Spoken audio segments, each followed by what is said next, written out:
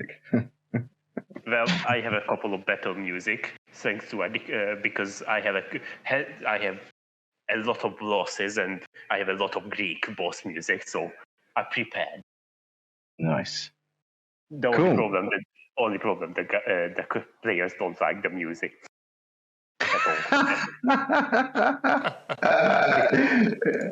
Yeah, fair play.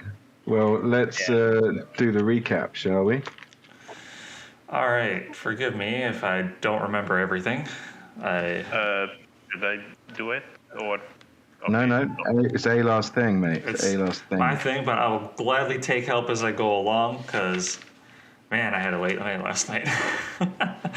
I believe here we started off kind of like in like a market square, I believe, after being magically transported after some golf carting, or I shouldn't say golf carting, some motorcycle riding. And it started off with this cloaked figure in the area that both Aylar and Aethir had caught glimpses of and went into full I'm attacking something mode. Whereas Aylar just decided to bum rush the dude. Aethir kind of disguised herself and hid in the shadows and followed him. Aylar didn't get very far thanks to... Who was it? Was it Paradigm? I think it's Paradigm, yeah. Who held person, and in mid-stride there he was. But Josk, I believe, summoned... no, he turned into a giant eagle and was flying above and managed to locate where Aethir had run off to at some nearby pub, I believe. And they had a nice chat when they were there, and thinking that it was possibly Eisendar who was at the pub or somebody just mysteriously and evil. Come to find out, it was simply just 3 kobolds in a cloak, and much to to his dismay, they kind of just left the bar and went back to join the others. And from there, we had to decide where we needed to go. We did know that we had to go down into the Undercity. However, we didn't really quite know where. After gathering some info from both Paradigm and Alguldric's guilds. I feel like I keep using the wrong word, but from some of those underlings or other associates, they found out that they were having, in certain districts, there was increased activity, and District 6 kind of seemed to be where most of the activity was happening. So that's kind of where we decided to go. And thus we went to the Undercity, to where we came across a individual who was willing to somewhat help us, and he wanted to be a guide, if I remember correctly, and we were just kind of, I don't think so. And I believe that there was some offhanded comment about not setting fire to something because the whole entire place could go up in smoke. And we're like, yeah, we totally won't do that. And then we got told to the guards that we were going to set fire to the place. Thus begun the chase scene, where we were decided to run, and we tried hiding from them, and we ended up in this maze of decay. And it was just a weird place. I don't even know if I still quite understand what the heck was going on there. But we did meet a caterpillar who was trying to turn into, who was eventually going to become a flutterby. And he kind of told us a little bit on how to help. I don't know, it was just a strange interaction. And we ventured further in, and we came across this a crossroads where if we turned one way, there's going to be a yellow mist fog stuff. And if we turned the other way, there was this fountain. And atop this fountain was Josk's beard of holding. And as Josk got closer to inspect this beard, there was this creepy doll. And we all kind of joined, kind of a little bit weary of this doll and this fountain. And Alar just said, like, you know what? I'm done with this, and shot an arrow, and thus proceeded to start this fight that was a lot more than we thought it was going to be. But thanks to some quick thinking, the doll was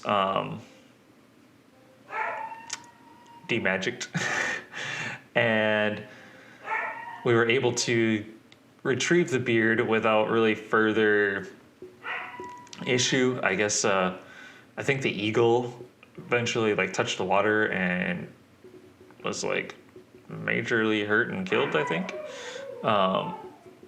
And as we were trying to figure out how to get to where we were going, Aether pulled out his magic pot of ink and paints and drew a tunnel for us to get to this castle, I think is what it was, or a temple. And as he was painting, we saw this crazy, creepy thing that was like peering around the next intersection with like long claws, and kind of just went into like full-on panic mode. And we eventually the tunnel appeared. We all ran through the tunnel, and it was starting to try to follow us, I think, through the tunnel. And as we appeared onto the other side, we basically found ourselves surrounded by a few different creatures, as well as what we are assuming is Eisendar in the center. And Yeah. but he looks the same but different, I think, if I remember correctly. So he basically looked like a shadow form of himself. That's and what it there were was. these strange tendrils of shadow with strange eyes and mouths that were feeding into him. There was the smaller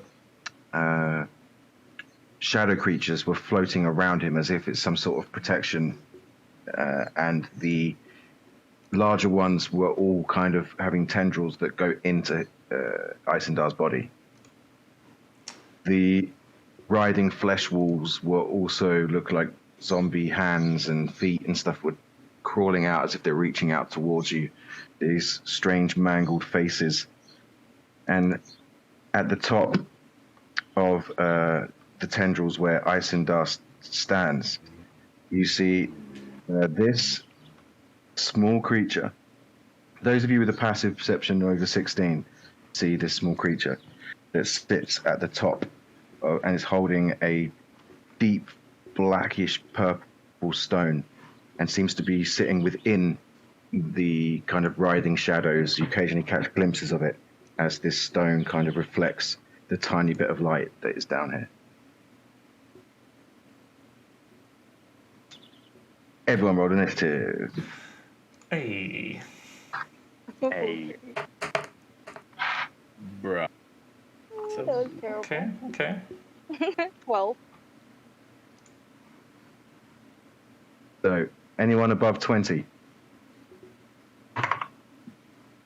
No? Okay. 15 to 20. 18. Okay. Ain't gonna go good.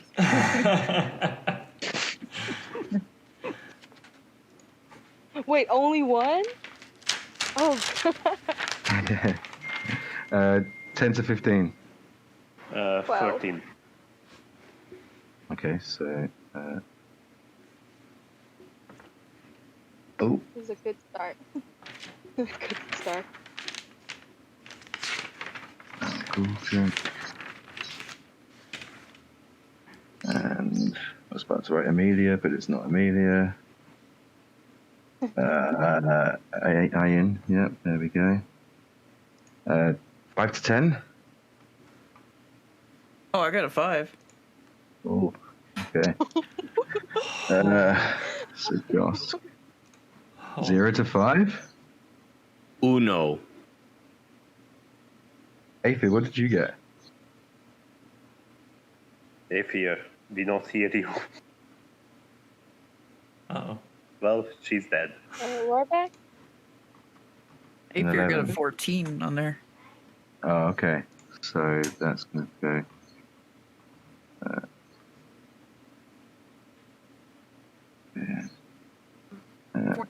Okay.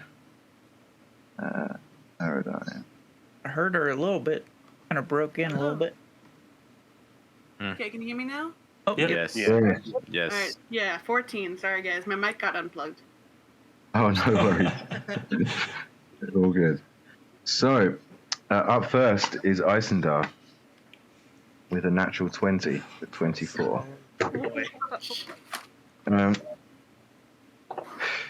He is going to use. Okay, so you see this stone in this strange little creature, almost like it's about the same size as one of the dolls that you saw, except this one seems to be made out of either human or elven remains, or childlike, or it's a halfling or gnome remains. And this black stone seems to have like lightning crackle through it and channel down through the shadow into Eisendar's form himself. And you see him slightly solidify for a second, and he's going to cast Veil of Shadows. And this is going to be on... Oh yeah, let's load the map. Let's load the map before we go any further. It's map 1. Ooh, wow. Nice. What size category is that creature holding the stone? Tiny. Okay, what? Tiny, okay. Oh, sorry. Small. Oh, small? Yeah. Okay, what the hell you left off? Oh my god. Currently went crazy. Oh, Do we have an owlbear or something? Or Yeah, It's just my laptop completely went crazy. So in the most literal way. There you go. So that's what the map's going to look like. Oh, okay. So you guys are going to be in the section that is blue, essentially, in the bottom left-hand corner. Bottom left. Okay. The hell. Okay, I will load the map as soon as I can. Just something wrong with my mouse. I think a bird just flew into my window. what? Oh no. I just heard a loud thunk from my window. I'm just like, there's no Yeah. door outside, so Just a dead bird on the floor. Okay, so- here's the link. Cool. So you can place yourselves. So you see where the There it is. the kind of little zigzag in the bottom left-hand corner. I'm going to say that's the tunnel that you guys made from one section to another, and it brings you out just in front of.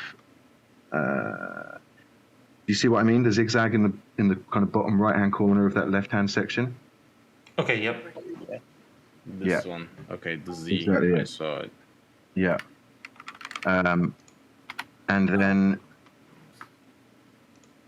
you guys can place yourselves 30 feet from within that section, and then Oh, there.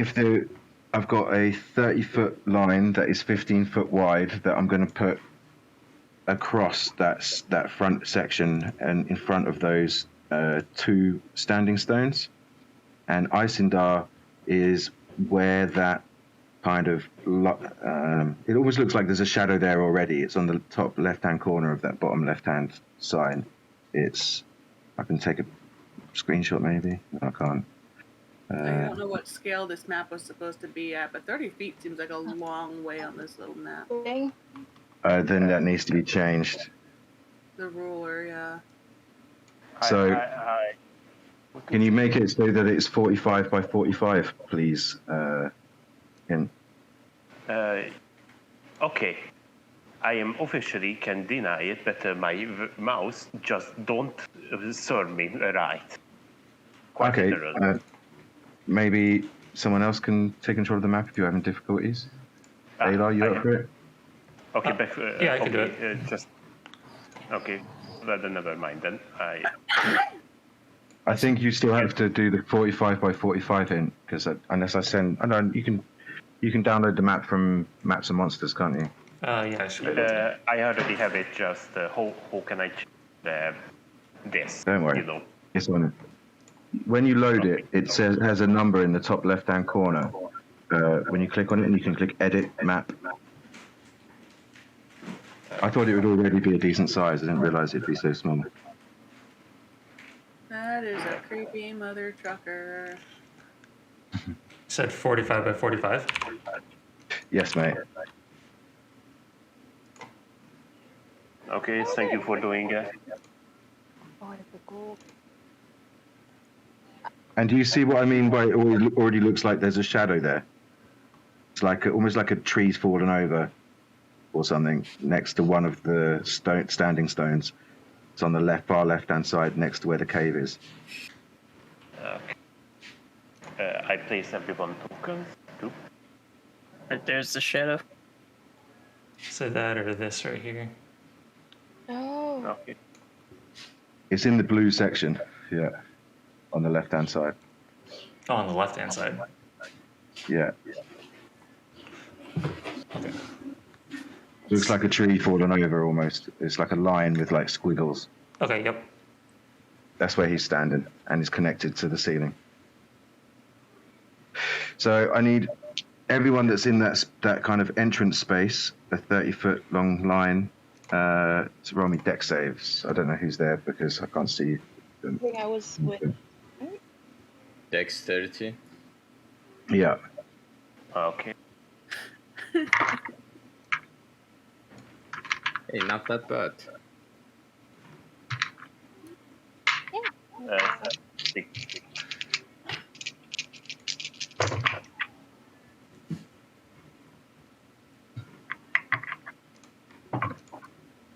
Ooh. 5. We Ooh. need golden for the dragons as well.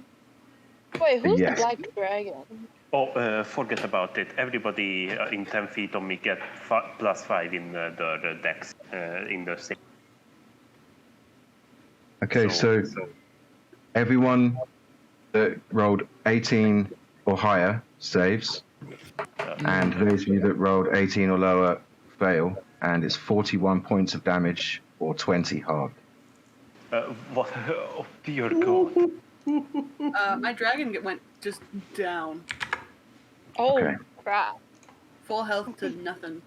I rolled a 17. That's the saddest. It's I legit. actually rolled an 18, but my dex is -1. So Oh. I rolled a 26, and then I got a +5 for that. So Yeah. I got a 25. So you take 20. And as he does so, you suddenly see him go back to shadow form as the energy in the mouth starts singing in this weird language. And how far away are you guys from Eisendar's position? I will send the shot in the minute. Yeah, I mean, you can just measure it, it's fine. closest one And- about 15 feet. Okay, so everyone within 40 feet of him has to roll me a charisma saving throw. Yeah, that'd be everybody. oh wait, sorry. Finally, somebody that I'm good at it. Oh, nope. Oh, Natural one. Oh, no. 29. We said 40 feet, right? Yes. This isn't. Charisma. Oh boy. Is this against like being charmed or anything like that? It is. Okay, cool. Thank goodness gracious. I get advantage on those. Oh, yeah. I think everybody's within 40 feet. Oh, You said charisma? Yeah. I did. Oh god. Everybody gets +5 to it, I think. Oh, yeah. You're all going to Like die down 34. here. Right. +5, Yeah. So 15. 18 is the magical number you Oh, need. thank goodness. Doesn't matter. If I'm you gonna- didn't get it, then you are technically stunned for 1 minute, but it's basically you are enraptured by the writhing shadows and their singing, and you are incapacitated until the end of Eisendar's next turn. Alright. Oh, Okay. I'm gonna actually react here, and I'm gonna use Beguiling Twist, since several of us passed Ooh, Charisma save. Cool. And I'm going to force one of the other shadowy creatures things to, and I need them to make a Wisdom saving throw. Cool. Are you aiming on Eisendar, one of the smaller ones floating around him, or the ones that are up top? It has to be a different Okay. creature. Gotcha. That's a 19 minus 4, 15. They pass. Okay. Passed by 1. Good try. Good try. And what does the Beguiling Twist do for you guys? It means that you pass the thing rather than. No, what Beguiling Twist is it is one of my abilities that whenever a creature I can see within 120 feet succeeds on a saving throw against being charmed or frightened, I can use my reaction to force a different creature to make a Wisdom saving throw, and if they fail, they are charmed or frightened by us for 1 minute. Oh, nice. That's really cool. Cool. Really cool. Nice. Okay, that will be Eisendar's go. Aylar, you're up. All right. He is going to set his eyes on Eisendar. It's all he cares about right now. And he is going to cast Hunter's Mark on him. We're going to start off with that.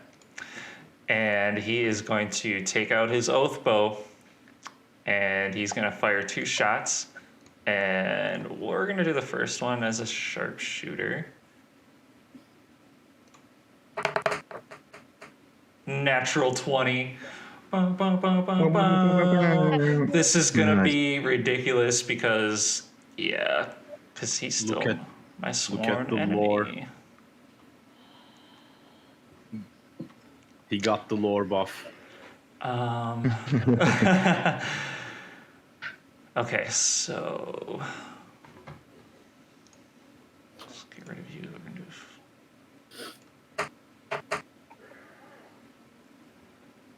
okay, so 10 plus 12 is 22 plus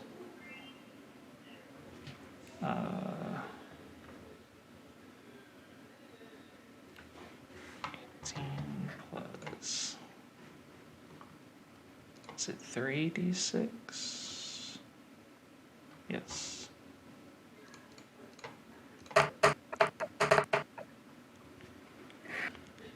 10 plus additional 10.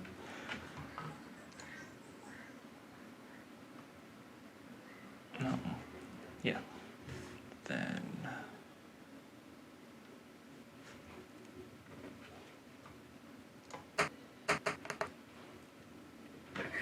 so 10, 20, 30, 52. I'm gonna pull up my calculator here just to make sure I'm adding this all correctly. Because Cool, this man. is sick. That's a whole lot of damage. Aylar is pissed. Yep, that's 70 points of damage. 70. Oh, 70, God. 70. Oh, yeah. Okay. And that is magical piercing, right? I believe so. Yeah, with my oath bow. Yeah, cool. As you fire the shot, you see it going direct hit for like between his eyes, pretty much. And then as it approaches, you see that it hits, but a hole appears in the middle of his face, and it doesn't seem to take all the damage you expected. And the eyes of the small creature glow, and its head kind of quickly just tilts and turns and faces you. Oh. That's okay. He's just going to do the same thing again for his second attack. He doesn't care.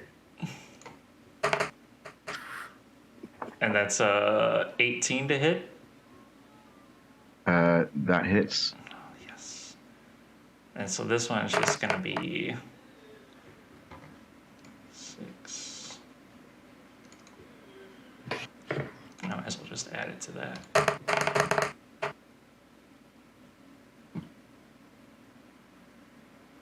That is 23 points of damage. Nice. And that's my go. Time as it hits the chest kind of opens up, and you see like loads of weird eyes and mouths in the kind of section that opens up. He still takes damage, but not as much as you expected. That's cool. And yeah, that's gonna be my turn. Wicked. Next is the little shadows, and each one is going to come flying at you. By the way, it is very dark down here, so if you don't have dark vision, you would need some sort of light, just so you're aware. And 1, 2, so there can be 5 of them break off from Icelander and will try and attack you. So against Alar, that is a 17 to hit. Oh, that just hits. Against Aphid, it's also a 17 to hit. Against Paradigm, it's a 16. Miss. And against Alguldric, it's a 20. And against Ian, it's a 9. Alguldric, yours was a 20. Does that hit? Yes. Okay, so that's 3 hits, 2 misses. So that is to Ayla, and you lose 4 points of your strength score. How much damage did you say? That is 4 points of your score. And then 1 point of damage to Aphir, and you lose 2 points of your strength score. And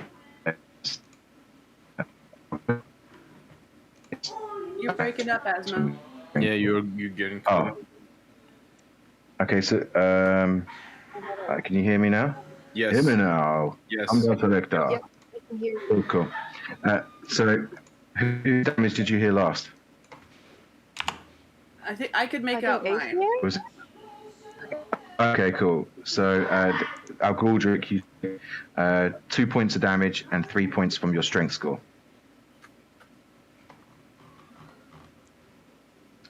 And that is their turn. It will then be Aphir's turn. Alright, so. In my positions. Oof. I have one right on top of me, don't I? Yeah. Priorities. Alright.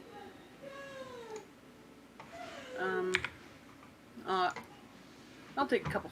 I'll have a couple shots at him. I'm going to activate Hunter's Mark on the guy that's right in front of me here. Okay. There will be a disadvantage because of close range. Oh, actually. You know what? No, I never get to do this. I'm going to hit him with my short swords. Cool. Straight roll. 14. You have got dark vision, haven't you? Because you're in. I believe I do. Yeah, you do. Yeah, dark vision 6 feet. So that is a 14 and a 15 to hit. Both hit. 11, 6, Dead. 17. After one hit, I'm pretty sure he's down, so you can swipe another one next to you, or next to another with somebody else. Alright. I'm gonna move toward the one that's attacking our portal. Here. Cool. I'm gonna go back here. kind of move around Ian, and then that second one takes 6 points of damage. Plus. Also- Hmm? Yeah. He's also out. Like, yep. They're very low hit points. All right. All right. Well, that's my turn then, I think. As you destroy them, you see them kind of turn into this kind of ethereal smoke that seems to drift back up towards the strange small creature that is at the top of the shadows. And then it will be Alguldric's go. Do I have to make a death saving throw for my dragon? Oh, yes, you do.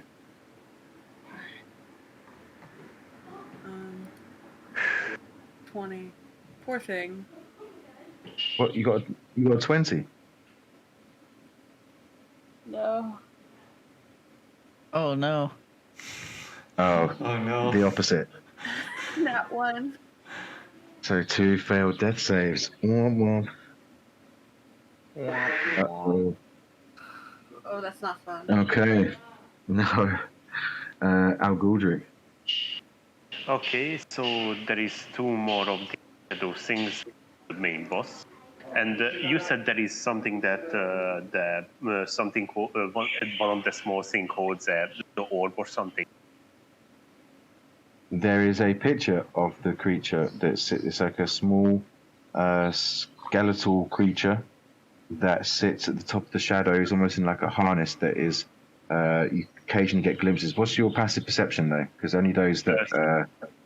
17. Then you saw it, and you see it still. It's seems to be some sort of familiar, perhaps. But either way, it sits there with this stone in its hands, writhed in shadows. Well, that is going to be hard. So I'm going to bonus action activate blinding smite. Okay. Attack that one. Attack that one that next to me. 8 is So what's a hit? right. 8. It's not 8. That misses. 18.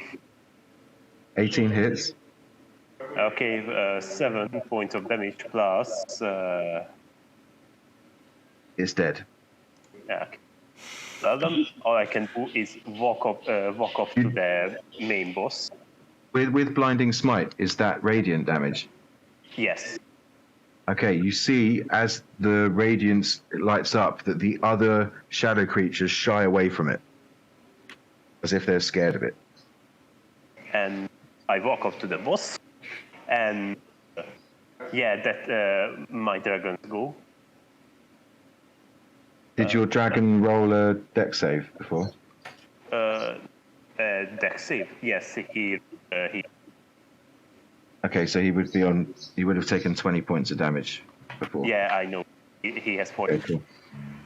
H. Okay. H. So the dragon gonna trying to burn it with his lightning breath. The thing you talk in the background. Dex save. That is a 8, but I will use my legendary resistance to make it a pass. So what is that? It takes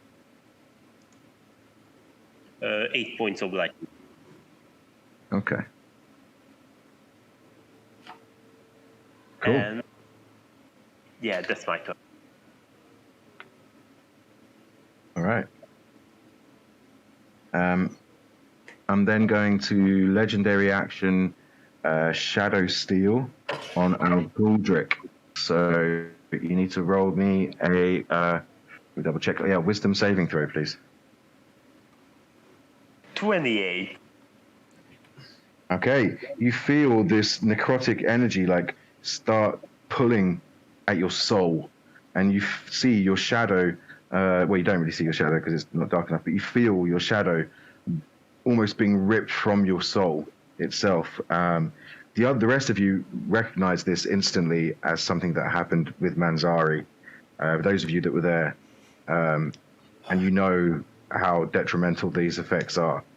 But luckily, Aldrich was strong enough. Ian, it's your turn. Right. Question is, what's his name? Eisendar, right? Is he considered, like, in this state, is he considered a humanoid? No. Ah, damn. Thanks. Well, okay, To then be I'm just fair, gonna he's use. never considered a humanoid. I mean, no, I was gonna use. I was gonna ask you if you would be persuasive enough if I could use charm person on him, but he's not a humanoid. He's not, Never I'm afraid. mind. But good try. Worth a try, I guess. All right, then I'm just gonna do Eldritch Glass. All right. Which So you have is a 3 shots of 17. that hits. Okay, and I get 2 Eldritch Glasses, so do I have to roll 2 times? You do. I think you get 3 at level 10, don't you? Well, that's level 11. Oh no, I think Level at level 11. Yeah. Level Yeah, okay. So another one is 14. I don't think it did hit. That one misses, yeah. Yeah, okay. Okay, 8 damage. Alrighty.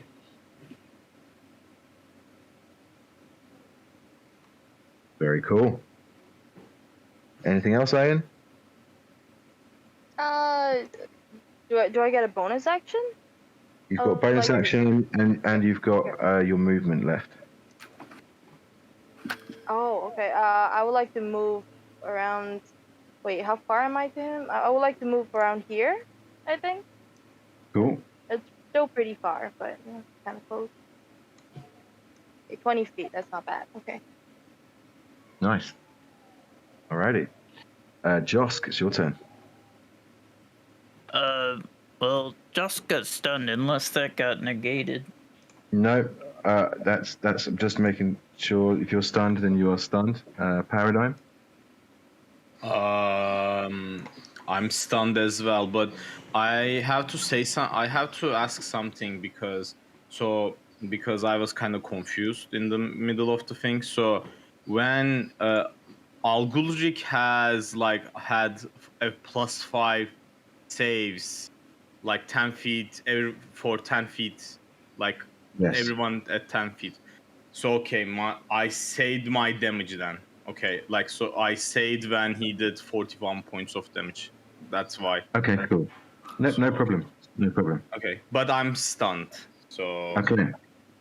Yeah. Then he will use his last legendary action to try and get Alguldric's shadow once more. So that'll be another wisdom save.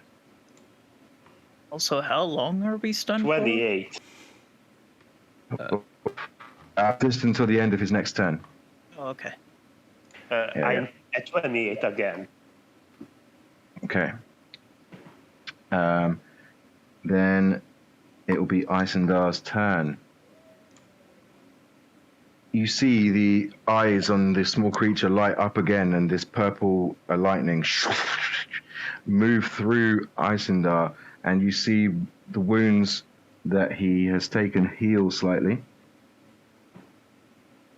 And then this lightning kind of surges, and you see his forms become less shadowy and more like the kind of humanoid charade that he sometimes possesses. And he will fire a shadow bolt at Alar. That will be a 22 to hit. Oh, that totally hits. And then where's my D10?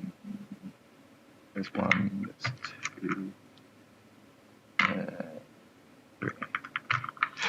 That is 18 points of necrotic damage. All right. and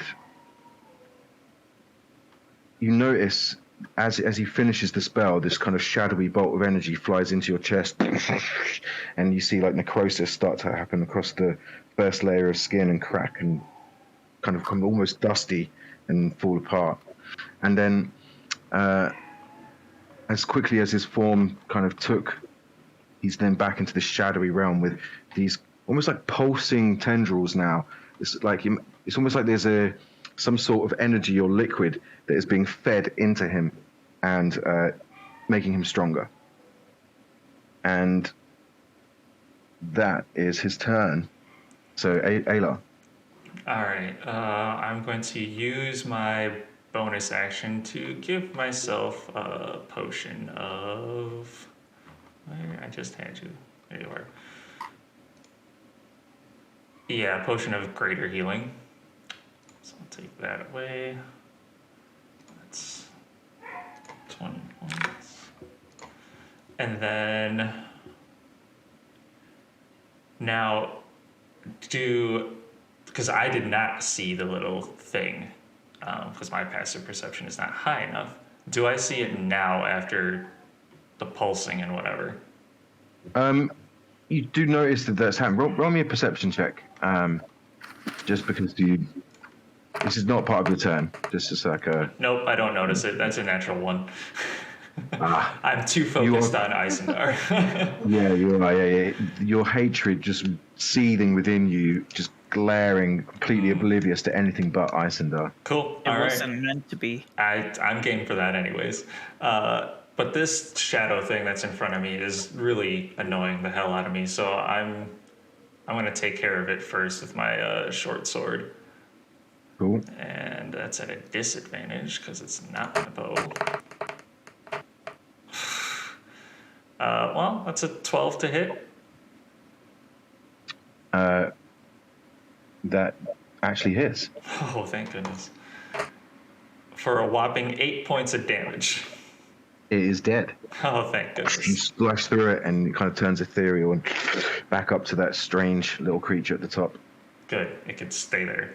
And my second attack, I'm going to, because I totally forgot to do this last one, I'm going to draw a holy water arrow, because why not? And Nice. kind of the same thing. I'm going to,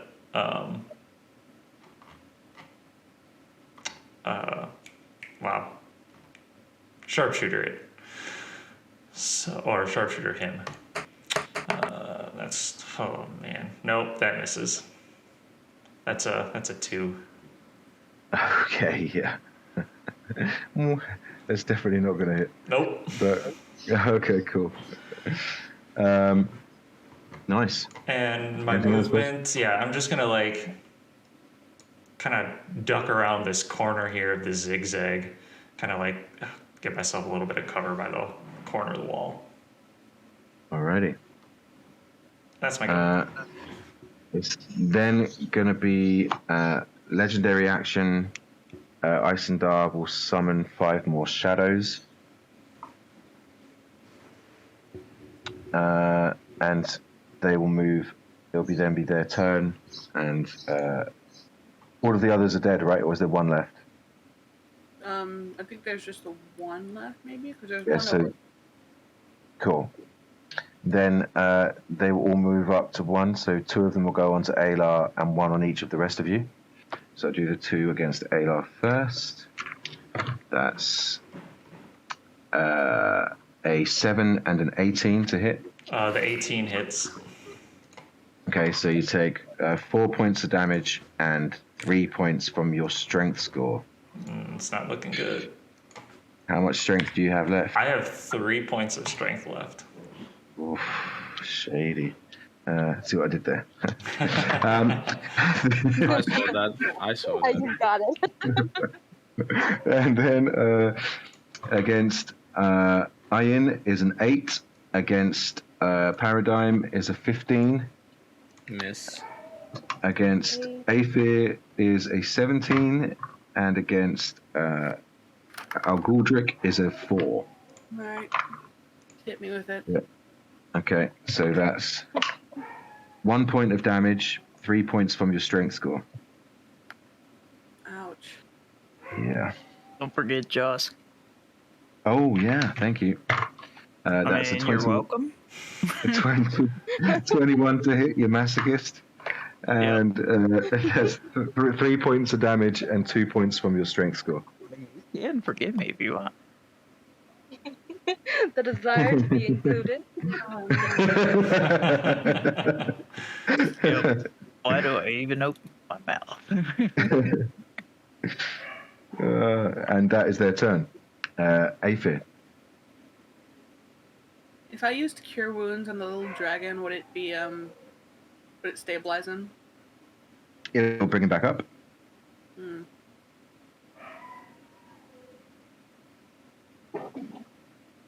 Oh, Yeah. it's pouring outside. Yeah. All right. That's what I'm gonna do. Sitting here thinking if I should attack that thing in front of me, but nope. It's gonna Cure Wounds the dragon. 5 points of healing.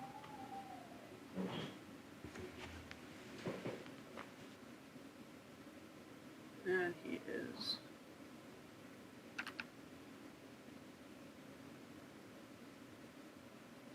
Alright. He's up with 5.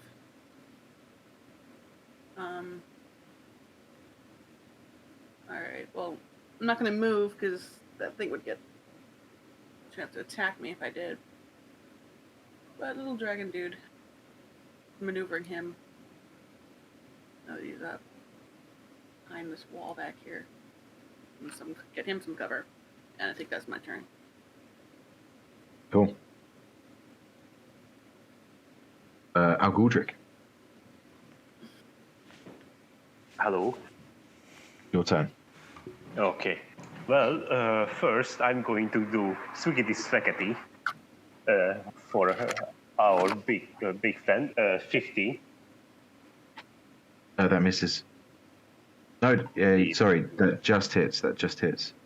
Who? Well then, I'm gonna expand the second level spell slot Divine Smite. So our friend takes 10 points of slashing damage. Okay. That's a magical smashing, right? Yeah, magical. And I need a con save. Okay. And it's natural 20. Oh, well, then never mind then. So other than that, he takes 18 points of radiant damage and 40 and another 40 points of radiant damage. What? 4-0. No, 1-4. Ah. 1 8 and 1 4 radiant damage. Cool. So that would be a total of 32.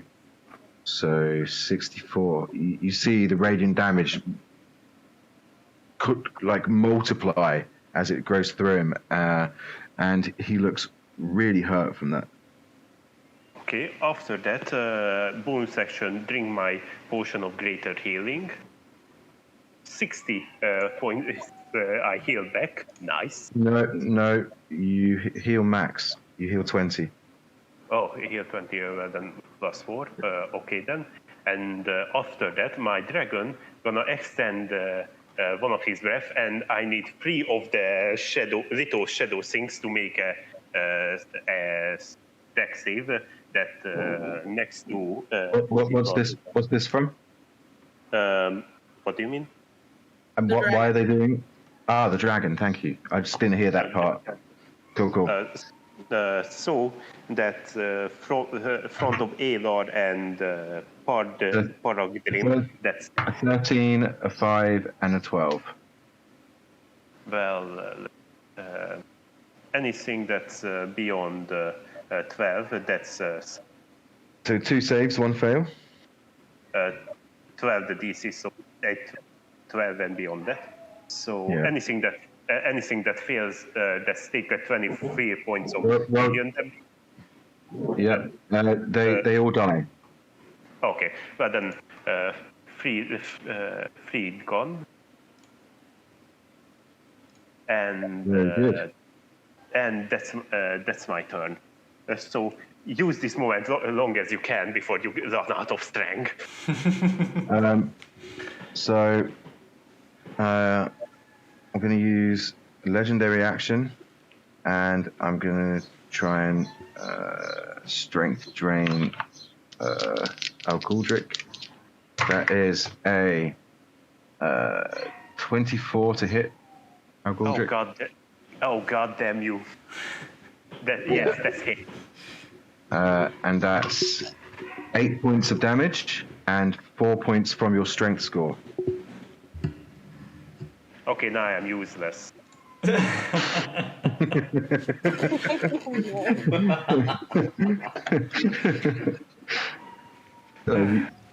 Yeah. I'm in a better spot than the two rangers who were sitting at 3 strength. Yeah, but you don't need strength for fire arrows. No, we just need strength to live. Yeah. Okay, so Ayin, your turn. Right. Is the little thing in front of me? They're like really squishy things, right?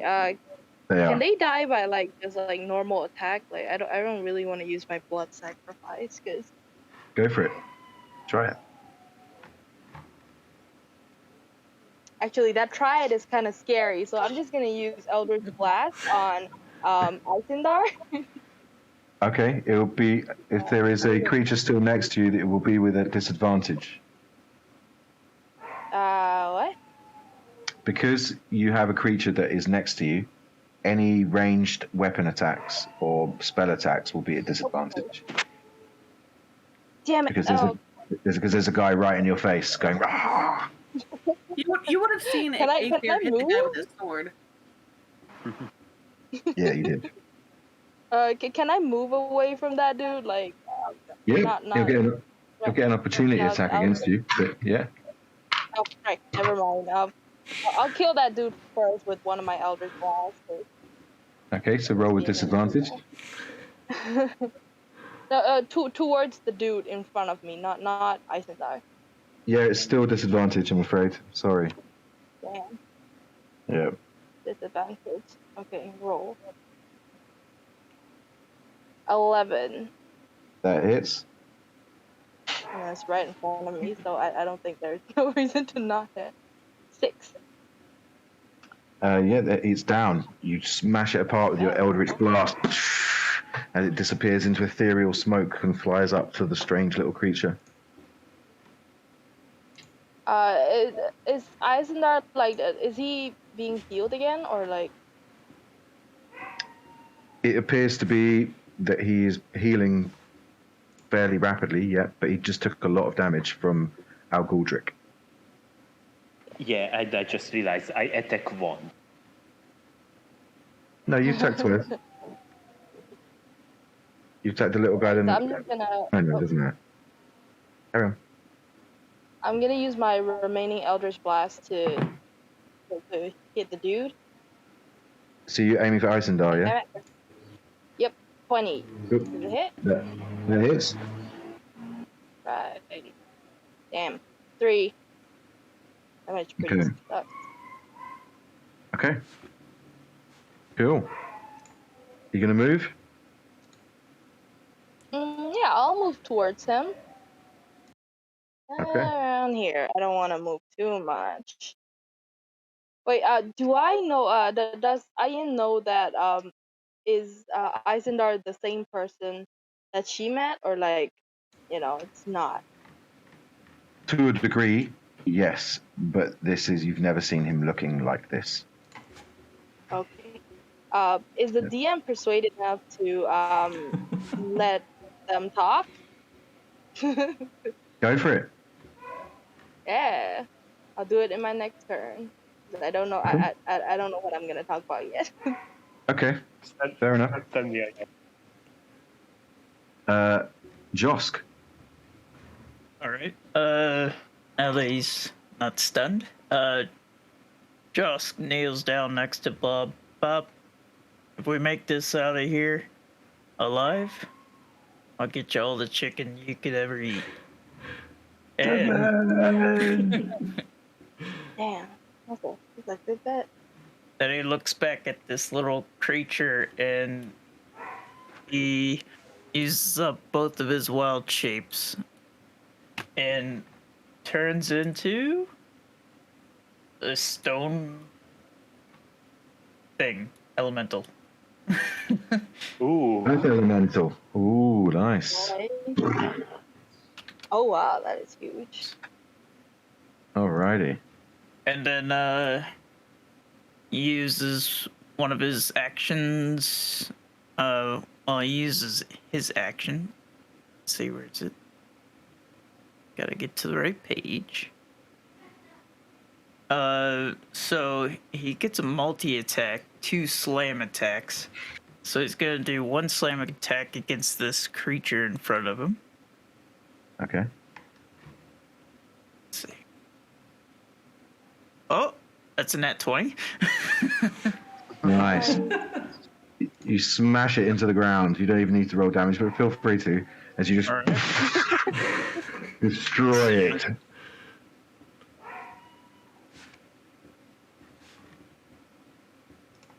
Alright, we're rolling. That's 31 damage. Alright. Yeah. And then that dude's dead. And then he will, as his movement, he will burrow and glide under the ground toward the tower. How far is the tower? It's in the center of the maze. Oh, okay. Yeah, he'll try to burrow and go underground toward the tower. Okay. How far can you move? 30 feet. Okay. So let's see how far that is. So he can get here. But he'll keep staying underground, using his tremor sense, to slowly make his way toward the tower. That'll be his turn. Alrighty. And now Bob? Or do I have to command him? No, it's fine. You can roll. You can play for Bob now. Right.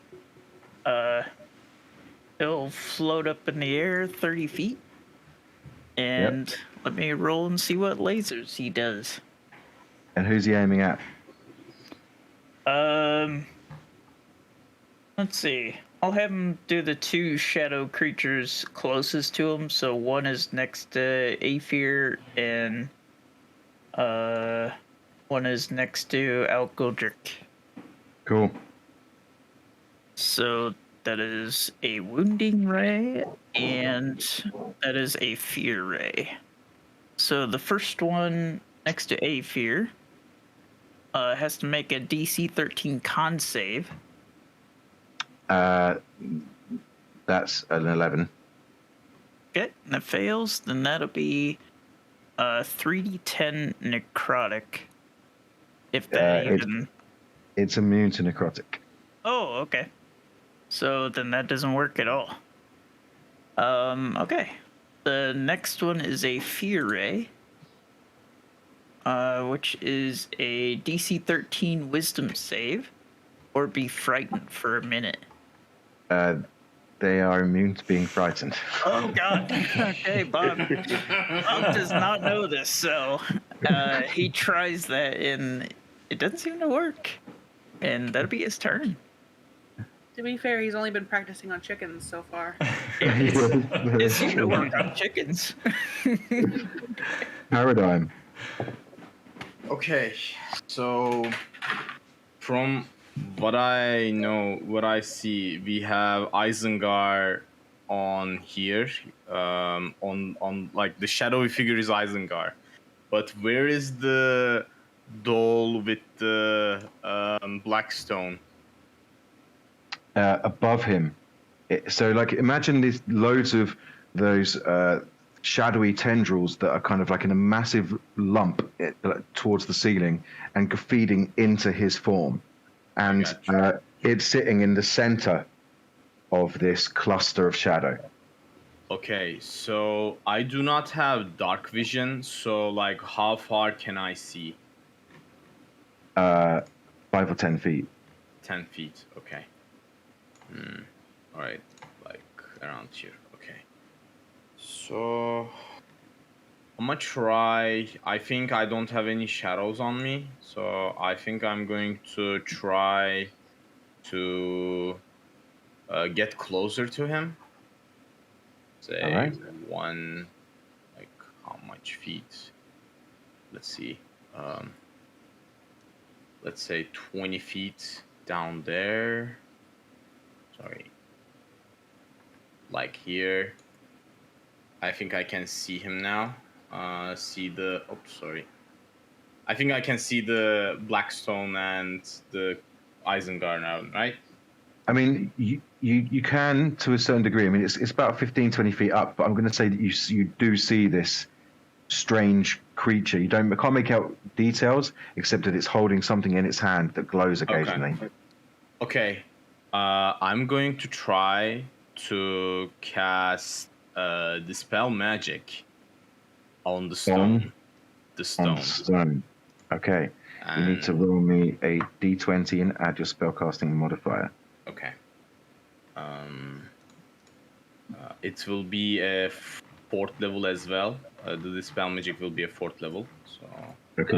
D20 and add my spellcasting modifier, right? Yes. That's not good. That's a 13. That does nothing, I'm afraid. You see the magic kind of wash over it and with little effect. Although, as it does so, roll me an Arcana check. Okay. Natural 1, are you kidding me? Natural 1 for 13. Ah.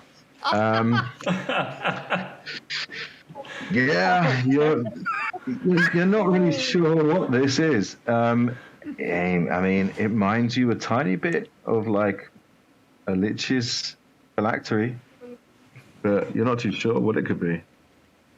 Oh Lord. I completely saw it coming. It like again like in the D&D Beyond again like it rolled a 19. It stood there. Not to natural 1. So, I completely saw it coming. So okay, that's my action. I guess I will move a little bit towards here to get at least far away from it, and I will end my turn there. How close to Icelander were you when you got that close? About 10 feet? I was about here, so Yeah, about 10 15 feet. 10 feet. Okay. 10 feet. 10 Okay. feet, yeah. If you're 10 feet away, that's within his reach. So that's also, sorry. Also, since I cast the Dispel Magic, there is this arcane ward coming out. And like there will be an arcane ward coming out, and like because I cast an abjuration spell, and it has like max HP. Whenever I take damage, the ward takes it instead. So. Oh, right. That's cool. That's really cool. That's a 26 to hit. Yep, that is. And you take 3 points of damage, and you lose 4 points of your strength score. Okay. So Arcane Ward takes my damage instead. Yeah. 4 points you said, right? For the strength. Correct. Okay. All right. I'm rolling so high. It's like these things only have a +2 to hit the shadows. So the fact that I've been consistently hitting you is surprising me. It's like, ooh, okay. That's just luck, I guess. Yeah. Nice.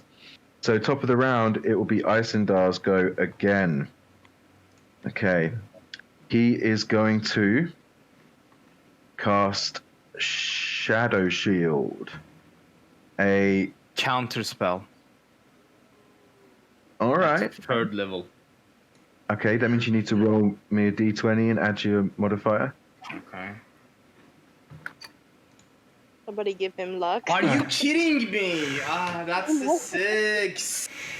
The spell is not countered, I'm afraid. Oh, that's fine. rough. That's okay.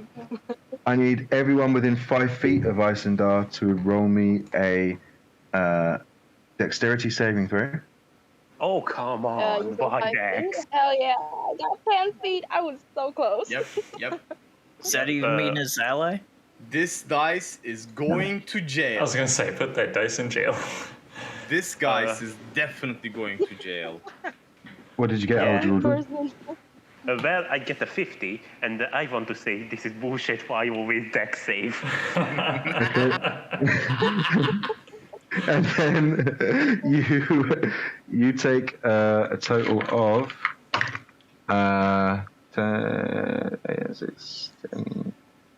11 points of necrotic damage.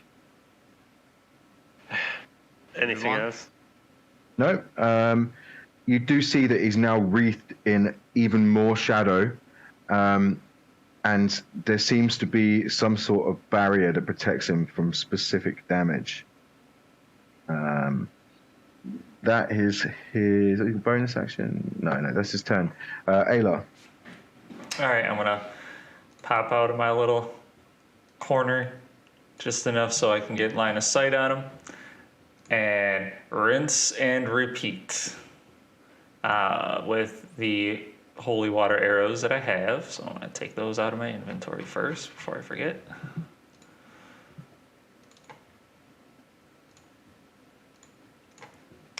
Okay, so sharpshooter, first hit is... Oh, I forgot he healed again. I forgot to say at the start of the turn. But yes. Damn, that's a 7 to hit. And second one, also a sharpshooter. That is going to be a 13 to hit. That misses, I'm afraid. Damn. All right. Do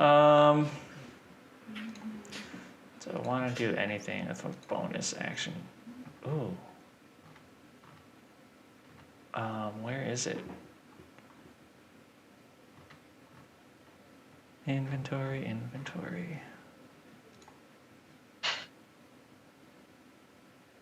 Yep, because why not? I'm going to take Boblin's magical cards, and I'm going to rip one of these cards as a bonus action. Let's see what happens. All right. Let's add some flavor. Oh boy. That's a 40. You really want to tempt the gods? An elephant appears within 5 feet of myself, and it is bonded to me and can be used as a mount. Oh shit. Cool as. And this stays permanently or what? As far as I know, yeah. It doesn't, yeah. All right. No. You can add an elephant next to you. All right. For sake of ease of use, I've kind of like the mounted rules for combat are terrible, so you can just use it for movement and its attacks on your turn at the start of your turn. Does that make sense? So if you want to move and attack with it, you have to do it at the start of your turn before you take yours. That sounds good to me. That's a challenge Cool. rating 4 creature. Not bad, huh? Yeah, that's all right. That's my Oh, goal. here, you want this? Oh, I'm gonna. Yes, yes, I do. I play a lot of spirits. It's going to legendary action. Try and steal the shadow of Alguldrick once more. So that's a wisdom save, Alguldrick. Well, 12. oh, wait, give me a second. I clicked too fast. That's 26. What was the first number? Why did you say 12 then 26? 26. No, I have plus 12 to the wisdom. Oh, that's what you said. Oh, I see. Okay. I have 26. Imagine rolling Yep. good when you have good multipliers. I'm going to silvery barbs that. Oh, so what I need? You need to roll again and take the lower. And he gives himself advantage. I accidentally rolled twice. Can I use that, or I need to re-roll it? What was the first one? Our first one is a 26. The second one is a 32.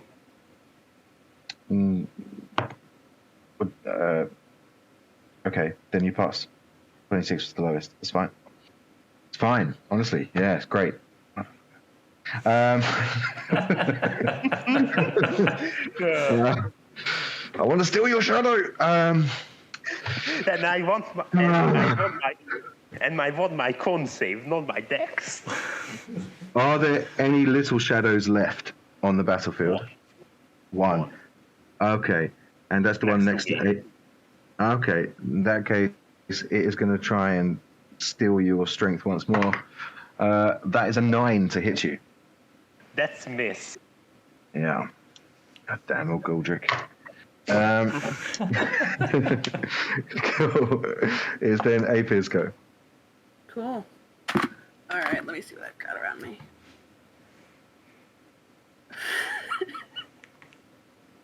I just tabbed in and saw the elephant. I'm sorry. I'm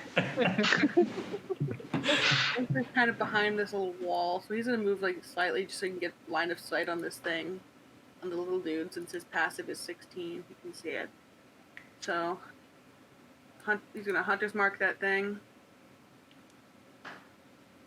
That's his first level spell slot right there. And then pop off 2 arrows.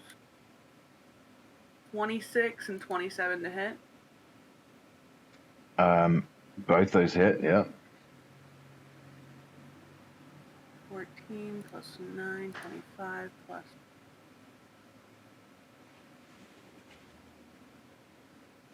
Range 8. 32 points of damage. Ooh. Wow. And he's gonna step back.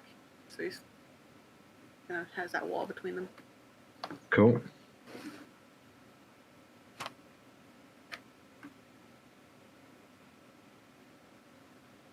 Is that your go? Yeah. Wicked. So then it's going to be Ian. Oh, I thought there was someone like between me and Aether. You know better than me because you can see the map better. I don't. That's a there's wall. It's a It's wall, me. yeah. And It's me. I am. Oh, no, I I mean like between as in like Aether and then somebody else and then me. Not Yeah. not the wall. No, that's it. Just a wall between you. Yeah, there is just a wall between you and Aether. No. I mean the turns. I meant the initiative turns. I'm bad. Not the. Yeah. It was. Yeah. It was Aether, then Al Goldrick, then you. Oh right. Okay. Al Goldrick just yeah. went. Yeah. I think. Is that right? Did I miss someone? Did I miss you, Al Goldrick? No, I don't think you did. Yeah. No. Yeah. Wait, was the Okay. one between that. Wait. When I call. You go after Aether. Well, then that's my turn. I see. Okay, then your turn. Yes, sorry. Then I did almost miss you. I apologize. Thank you for saying that, Ian. Thank you. I am I didn't ready. know. Okay. Well, I do the one thing I am good at it. Hitting things. 17. Wait, he's still alive? Uh-huh. Yeah, that hits. Okay. So it takes 6 points of magic. Wait. Oh no, it's used his reaction. Yep, it hits. Okay, it still hits. Okay. It's going to deal 6 points of magical slashing. Okay. And I need a con save. Con save is a 19. Yeah, that succeeds. I got them, you. He takes 6 points of radiant damage. Okay. So 18. And So, I expend another second level spell slot, to deal another 3d6 radiant damage to it. And he Okay. takes another 10 points of radiant damage. Bonus action, harness divine power, and I regain a second level spell slot. Nice. As you smash into him with the radiant energy, you see him screaming, and the shadowy form seems to retreat up into the shadowy mass above it, and it starts to solidify around this strange small creature. And as it does so, you see these big, wide wings engulf around him, shadow-like, and these glowing blue eyes. Would you like to switch out the tokens, please, Aldric, for the second stage of Eisendar? Yeah, but I have one more attack. I attack once. So I only attack once. I mean, what's your reach? I have 5 feet of reach. Yeah, I mean, I'll say you can take it, but it's going to be more like an opportunity attack because of the amount of damage you did. He's gone like 15 foot up, so use it, but like it's your reaction. Okay, well then, so another 17. That hits. Okay, 5 points of magical damage. Cool. I need another con save. Ooh. That is an 18. He's 18. Oh, god damn it. And never mind then. And 12 points of radiant damage. Oh, sorry. No, I read it wrong. It was an 8. It was fine. But he doesn't have eyes, so Cannot be blind. he's immune to being blind. God damn it. Well, then just take another radiant damage. By the power of light, I will banish you. Sure. And continue. That's your go. Well, then I guess one more question. The new form grow in size, like it's a large now. It's a large creature now, yeah. Well, no, it's not. Sorry, it's a medium creature, so it's same size. Okay. He looks kind of similar to the dragon that you released before, but very different. More like a half dragon shadow form. And it has engulfed the small creature. The small creature is inside this dragon-esque humanoid shadow. Uh-huh. And Wow, one more humanoid. thing. One more thing. Yep. I position Six to make a final breath weapon attack that both the boss and the picture or whatever is that takes. So I guess I need They to are get now next. they are now bonded and one and the same. So Okay, well you can then, yeah. well then both the minion and the boss takes need a dex save then.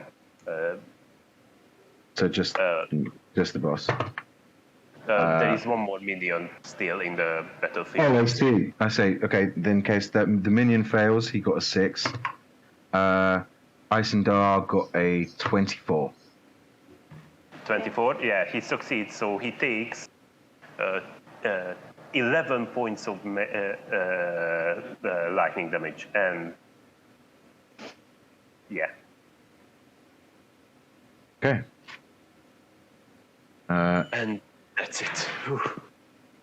You notice, all of you see that this new form is more solidified, and it has like smokiness to it, as if it's made from shadow. But there is it doesn't shift as much as the previous form did. And at the center of his chest, you see this glowing, deep purple crackling energy, which looks like where the stone would have been from the small creature being enveloped by this new form of Eisendar. Sorry, I Wait, does he look like exactly with the picture I'm looking at right now? The token? Yes. I just gotta warn you, I have serious daddy issues and I am triggered. Oh boy. Oh boy. Oh boy. God damn it. Like, unfortunately, this is not Amelia, so. Oh, never mind then. Okay. Oh, who knows? Ian could be worse. So it's your go, Ian. Right, wait, he's a humanoid now, right? No, he's undead still. I'm afraid. He looks more humanoid than he did a minute ago, but he's still definitely undead. Oh, he's undead. Oh, Yep. but he's supposed to I know. think. I mean, does it work if I consider him humanoid? I'm afraid not. I've been countering into the facts with that. I mean, you've been doing double damage anyway, dude. So it's fine. You can roll. You've destroyed his first form already, so no need to worry about that. No, just 1d8 plus damage then from the divine strike, but maybe in next attack. So keep going. Ian, what would you like to do? I'm gonna. Can I walk towards here? I'm gonna try and distract him, so that others can. Wait, does others get advantage if I try and distract him? I will allow it if you manage to blag him good enough. So tell me what you do or say. I was gonna say something, but he turned, so I don't know what to say. Okay, I'm just gonna say, Mr. Icelander, it's been so long. How have you been? I am eternal. Goth much? Okay. Suddenly turned off. I don't know what to talk. Your blathering. Your blathering does not amuse me. Roll me I don't know, distraction roll. He is looking at Onion, so. Roll me persuasion and I'll roll insight. Hell yeah. Oh, please work, please work, please work. Oh, no! It was so bad. 16. I got 24. Oh, it was so close to 20. Oh my god. He looks down to you and just goes, You are trying to distract me. I'm not failing, but I'm trying. But it is you that has been distracted. Dun, dun, dun. and then I want all of you to roll me a dexterity saving throw as these shadowy hands come out of the ground. Oh, come on, bye. 21. Oh. Is 20. 8 still the magic room? Yeah. Oh, Anion, you have +5 on your dex. Oh, finally. 26. Mm. 24. Okay.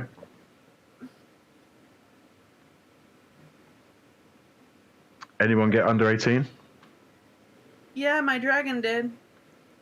Okay. Yeah, my dragon too. I need to roll. Yeah, I gotta roll for my elephant now. Does it die? Yeah, my elephant. I've got a Okay. 10. All right. For my dragon, it's 22. These shadowy hands grasp hold of you, those of you that rolled under 18, and you are now considered restrained as these shadowy hands grasp at the ground, almost like skeletal zombie hands that are 10 times larger that just grab hold of your form. Can I say something? I just gotta say, you kinky bastard. Kind of cocks his head almost like a dog and it's just like, I do not know this word, kinky.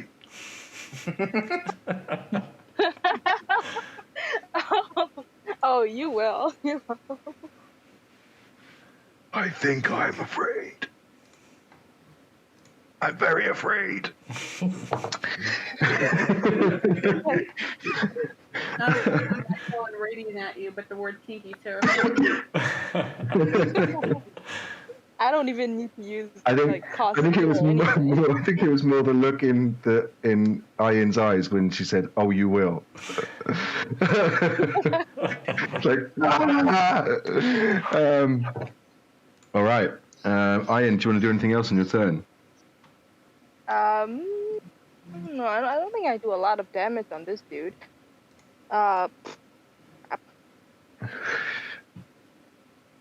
Wait, where's my spells? There it is. I have a I have a staff. What? Damn, I have a broomstick. I did not know that. I'm just I like, did tell I you. think I'm gonna use flame strike. Okay, cool. I mean, I'm being nice with that. That's an action, right? And technically, your action was to have a conversation, but I'll allow it because Oh, why not? sorry. Oh, no. I'll talk to you. Okay, all right. Sweet. Because it was a bit more than just like a hey, stop that. It was like a conversation. It's more your action to do so, but you can because you rolled as well. All right. In that case, it is going to be Josk. All right.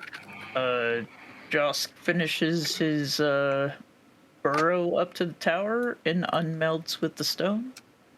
And he's going to try punching it twice. His smash attack. Roll to hit. All right. Do any of us know where Josk has gone? Or are we No. Nope. Wait, where is Josk? Not until you hear the massive as he plows into the side of the tower. That's a 10 for the question. first one. Question: he's flanking. We are flanking. Who? I can't see the map, dude. Oh, right. Just can you please? Where are you at?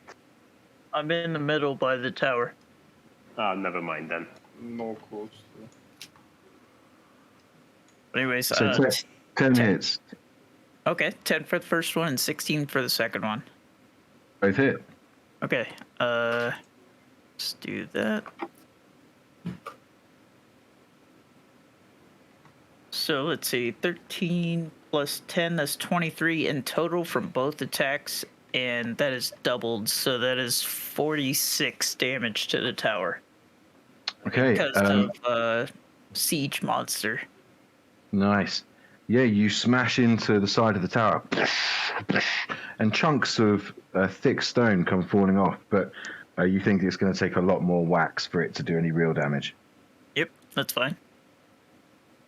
Cool. That's action. Bob is going to try his other 2 rays at the main creature. So confused ray. Strange, right? Yeah.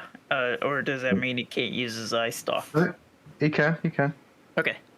Yep, he'll try his confusion ray, which will be a DC 13 wisdom save from the main dude. Okay. That is a 17. All right, that passes. And a paralyzing ray, which would be a DC 13 con save. All right. That's a natural 20. Okay, both the saves. Bob does nothing. But at least he had to try. Into his role of the useless tag-along. At Perfectly. least he's trying. He tries. He's so used to fighting chickens, so it is what it is. Paradigm is your turn. And that's where I have to leave and go to work. See y'all later. Boo! Call in sick. Right? All right, mate. Well, you Right. take care. Yep, take care. Take care. Okay, so Wait, that's God? Yeah. He's got work. What? Oh, boo. so okay, so he's flying, right? 15 feet up in the air. Yes, he is. He's flying. Okay. I think I can get closer to him. Can I see him? Like since Yeah. he's 15? Okay. But you say that you can see the glowing eyes more than anything else. Okay. So I can make then I can make guiding bolt. I will cast the second level guiding bolt. And I will roll to hit. Please, for it's possibly 12 doesn't hit. 12 does not hit. All right. It's okay. That was my action, and I will, I guess, move out of the way. I will move out of the way when my turn. Like, I will hide behind this wall to take cover. And then my turn. Cool. Then it will be. Let's see. Has he got a thing? Yeah, he has. Legendary action. He is going to use Shadow Steel again on the annoying Algoldric. Oh, speaks the DM who don't use the con saves. He's too scared. I didn't see anything. So I need the wisdom. Please. Okay, 24. Okay, Silvery Barbs. You need to roll again and take the lower score. Oh no, it's not. It's not his turn yet. He can't. He's already used it. So you pass. You pass. Sorry, I forgot you'd already used it. So then it's his turn, and he is going to Shadow Breath. So, and pretty much everyone except for Aylar, I think. 4th level counter spell. It's an ability. Oh, okay. It's from a spell. Ah, okay. From being a half dragon. Oh, okay. It's a half dragon, half shadow dragon kind of thing. Oh, okay. Gotcha. So that's a 30-foot cone from where he's at. So I think that's going to cover everyone apart from Aylar, if I'm correct. Yeah, it looks like it. Let me see. Maybe the Black Dragon are safe. Yeah. Okay, cool. 30 foot. Yeah. Cool. So that'll be dex saves from everyone. All right. Okay, Eileen, you have +5. You have +5 on it. I still have. I got 10. Damn it. Okay. Natural 20, 26. 27. For my dragon.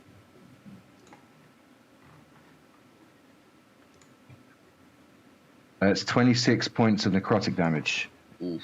And 13 if you save, which is a 18. Okay. 36 you said, right? Correct. 26. 26, okay.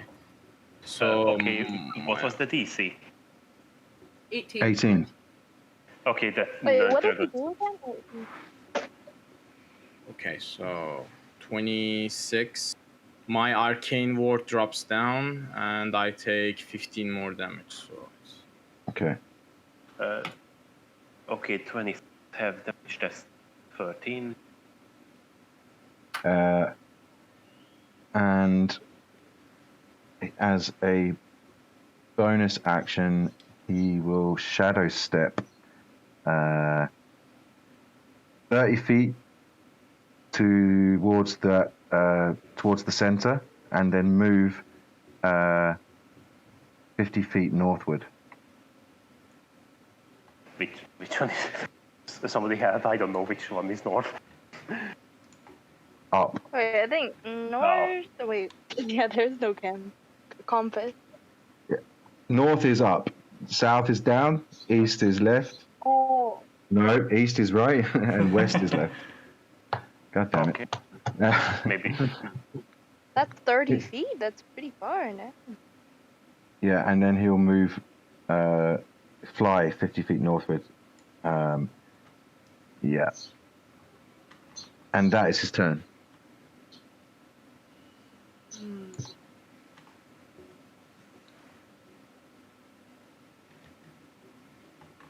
Wait, how many people can my magic broomstick carry?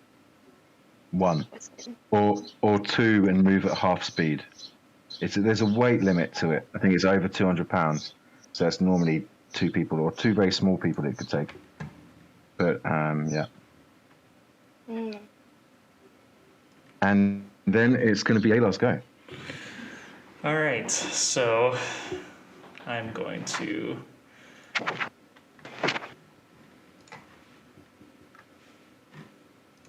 elephant is still alive, but it's just gonna kind of tag along for now. I'm gonna move from my little hidey hole, and I'm going to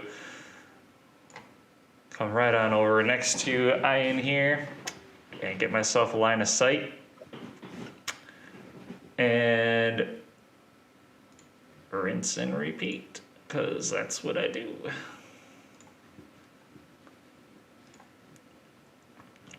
So inventory, take out holy water arrows.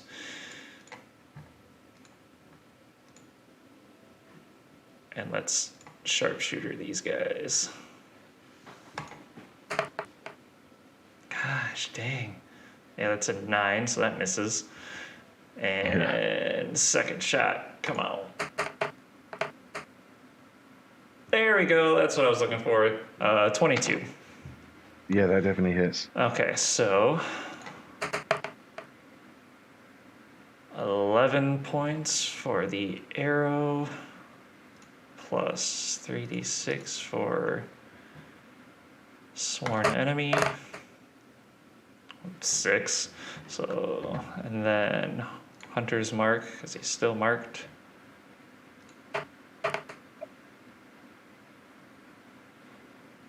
$19 points of damage, not including the fact that it's a holy water arrow. I don't know what you want to do with that.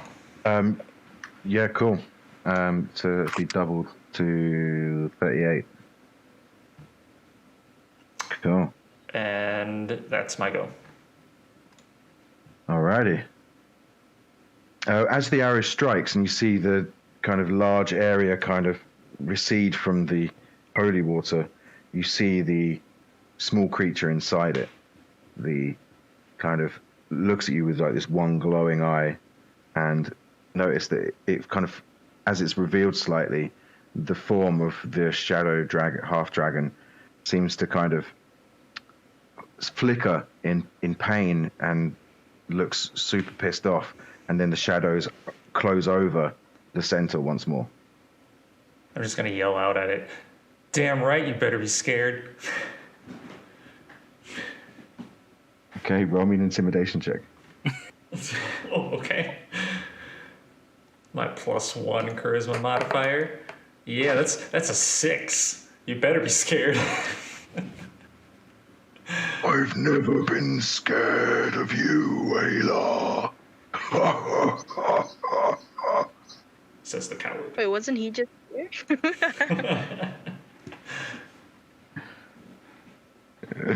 And that's your go, right? Yep, that's my go. Cool. There are no shadows, so Aether, it's your turn. Seeing this guy fly away, Aether's going to use his last 3rd level spell slot here and conjure animals. And he's going to call 4 giant owls, I believe. 1, 4. Yeah.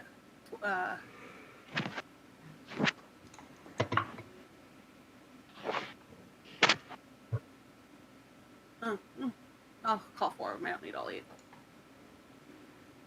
And he's going to send those toward his friends to hitch a ride. Nice. And he himself is going to kind of position himself behind one of these little walls and kind of crouch down a bit. He needs to heal himself next turn. Alrighty. And bonus action, I'll bonus action pop a potion. So you got full cover. Alright, Nice. so we take max healing, right? Yeah, Potions? you do. Alrighty. Very cool. Alguldric.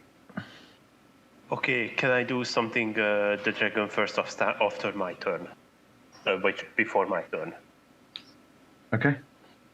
The dragon flies towards the guy with 18 feet of flying speed. That's if I'm right. Yeah, I can pull it up. Oh no, 60 flying speed, and trying to make loud noises to distract it. Okay, so it's just screeching at it. Okay. Ow, Yeah. ow, that hurts. Should I roll something? So it's giving the help action, maybe? Yeah. Okay, cool, that's fine. So should I do something? No, that's fine. Okay. Well then, I'm Alguldric gonna speed up, jump 30 feet, and magic flying boots coming out of his back like a jetpack, and right next to our friend, I am Alguldric, and by the name of Azorius and the champion of Limor, you are under arrest, and I'm going to make 2 attacks. Okay. You have advantage due to your help action from the distraction. 23, Hits. 6 points of slashing damage. Okay. It cannot be blind, so I don't bother with that. 10 points of radiant damage. I spend a first of a spell slot for Divine Smite, so because I'm undead, it takes another 3d 8. Yep. That's 70 points of radiant damage. 17, so 34. Again. 106. One more question. It's just one attack or both? The advantage. Let's say both, that's fine. Okay. Well, then the second one, it's 50. 15, that just hits. Oh. Oh no, it's changed form. It doesn't hit. I'm sorry. I'm sorry. No problem. And I think that's it then. Cool. You guys just hear Josk. 2 more strikes against the tower. And chunks of rock falling to the floor. And then it'll be Paradigm's go. Okay. Okay. You do have a giant owl next to your Paradigm if you wanted to catch up with those guys and get closer. Wait, isn't it my turn after Oh, yeah. Yeah, It is. I'm true. sorry. It is. I just can't read. I ended your turn. Is he affected? Is Eisendar affected by fear? You don't believe so? No. Okay, terrible. I'm just gonna take out my I forgot the name. Broom of Flying, and then follow the rest of you guys. So Okay, around so- here, is that possible? Here. Okay. Okay, you move 50 feet on the broom. So Oh yeah. Pretty cool. cool. Anything else? Because that's you can't dash on the broom. So Can You I still try do that? intimidating the dude? how would you like to intimidate him? Oh, just speaking, nothing else. Like, Okay, tell me what you say. oh, I heard you got you I really want to say a bad word, but I don't think I should. So, That's fine. I heard an elf killed you. Okay. Well, I don't know how you feel. I don't know how you should feel when someone you considered a low life gets the chance to one shot kill you, huh? okay. Roll me intimidation with disadvantage. 'Cause it's already been attempted once. Yeah. It did work the last time. Kind of. 8. 8. Yeah. I'm afraid he just kind of laughs it off. I am the immortal, the great and wonderful Icelander. You are but a piece of vermin. I'm just gonna start laughing. Cool. Oh, you keep it up. Immortal my ass, getting kicked ass by a bog. And then he will, legendary action, try and steal the shadow of guess who? Algudre. Now, let's play a game. Finally, Now, let's play a game. Algudrick finally failed that wisdom save, and it's a 17. Got him. Got him. Got him. Your soul is ripped your soul is ripped, and you feel your shadow just go from you and be pulled into the form of this creature before you, and you see his flickering wounds seem to heal slightly for a start, and you feel empty, like there is something missing. Mechanically, you no longer. Yeah, mechanically, you can no longer cast spells. Big sad. Big sad. Oh. At least I still have my divine slot. He. Maybe. We'll see what happens with that. So, that is his turn, I think. He's got he'll move 50 feet, fly 50 feet northwards and go down that right-hand passage just above him. Does that make sense? Somebody can navigate that token for that, and attack opportunity. So just above him there is a right-hand passage, yeah. Okay. Are you flying, Aldric? Yes, I have a boot of flying. That's what I thought, yeah. Is this a legendary action? Fuck, it was. God damn it. I forgot. Yeah. Yeah. Oh, yeah. Right. You can do that, but not on this turn. So I apologize. Yeah. So paradigm. Right. So what's the shadowy figure there? Is it like I'll go think. What is the shadow right next to Eisendar? There should be just Eisendar there. There shouldn't be a shadow. Yeah. Okay. It's literally just a piece of the scenery. All right. Okay. Also a question, like, is the shadow steal an ability or a spell? Just one. It's an ability, legendary action. Okay. Yeah. Awesome. Okay. So I'm going to cast Thickening Radiance on this point, because like it has like 30 feet area, so I want to close, like, if I want to draw this, like it has a 120 feet range and a 30 feet area. I don't want to hit Alguldrick, but like I just want to cover Eisendar. Okay. So all right. It is like yeah, just beyond him. That's fine. Yeah. Yeah. So And Although you wouldn't necessarily be able to see. So what I would need to do is roll a D100 for your accuracy. So the Okay. percentage of accuracy. Okay. Well, it says it doesn't say in the spell you can see. It says you choose within range, but I'll roll. D100. You said? Okay.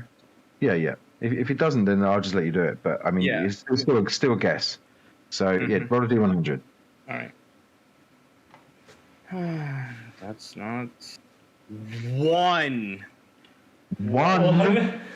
One. Okay. Roll me a D8.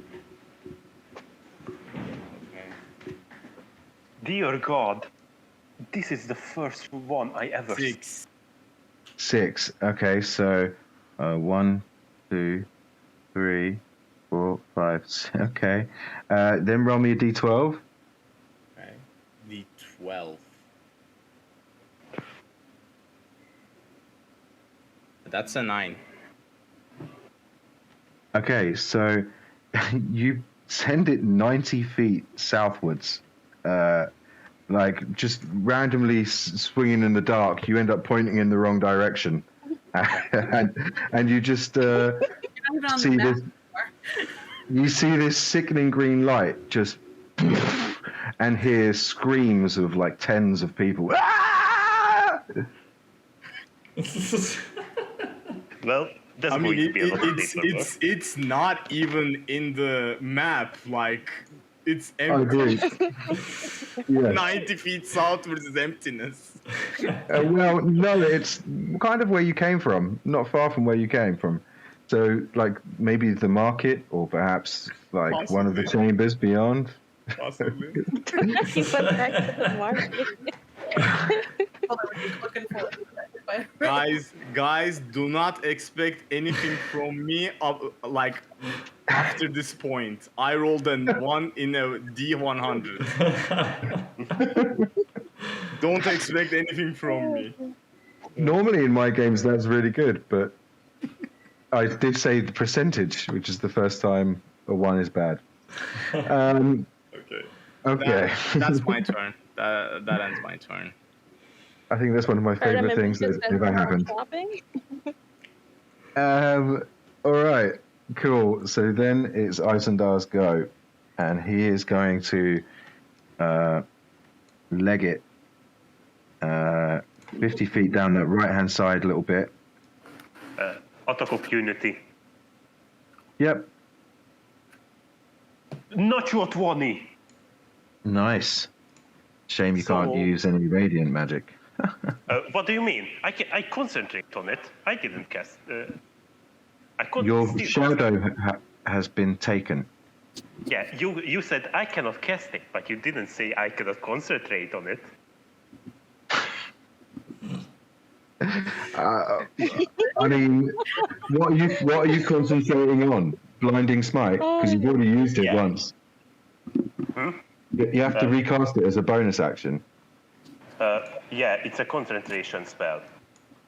Okay, well, then roll me a concentration check. Okay. Just one question. How many turns that passed from the first round? Until you retrieve your shadow. No, I asking because 1 minute spell lasts. Then it's 10 rounds. Oh, well then this is the final round, so it's 18 for con. Okay, then that's passed. Yep, you still got it. Okay, well then and I'm going to expand the second level spell slot for Divine Smite. You can't use Divine Smite. That's a class feature. Yeah, I know it is. You're not understanding the shadow being removed part. Okay, well then. Part of your soul seems to be missing. There's a connection that you would get from when you use your divine or whatever magic, and this connection seems to have been lost somehow.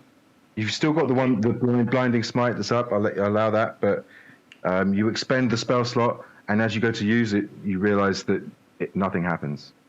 Okay, so in all counts, this guy takes 55, 2 points of damage. 52. 52, yes, 52, sorry. 50, Ow. 52. Explain to me. Sorry, break that down. What do you mean? A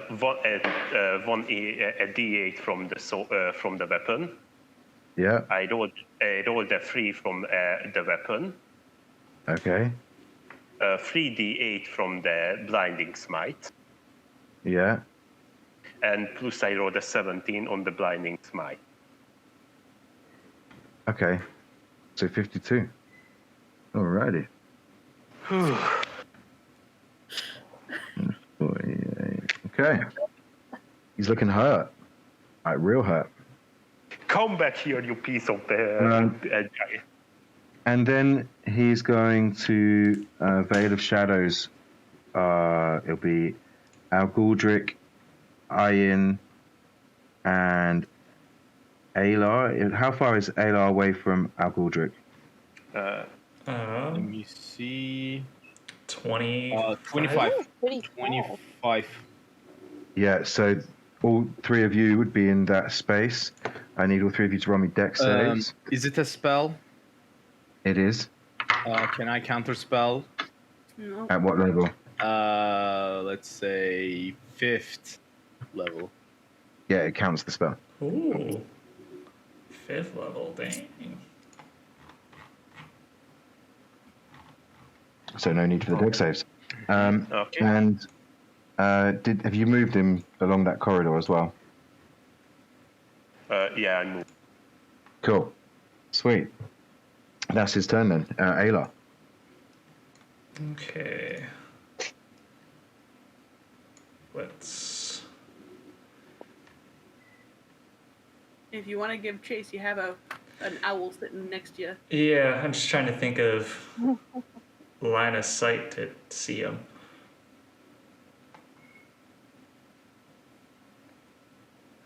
I think I'm going to follow my new good friend here, Ian. And you know what? Yeah, I'm gonna hop on this owl. Maybe get myself a little height.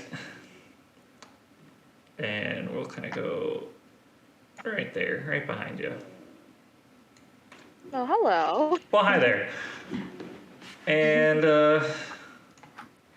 yep, same thing. Sharpshooter with Holy Water Arrow. Both attacks. Oops.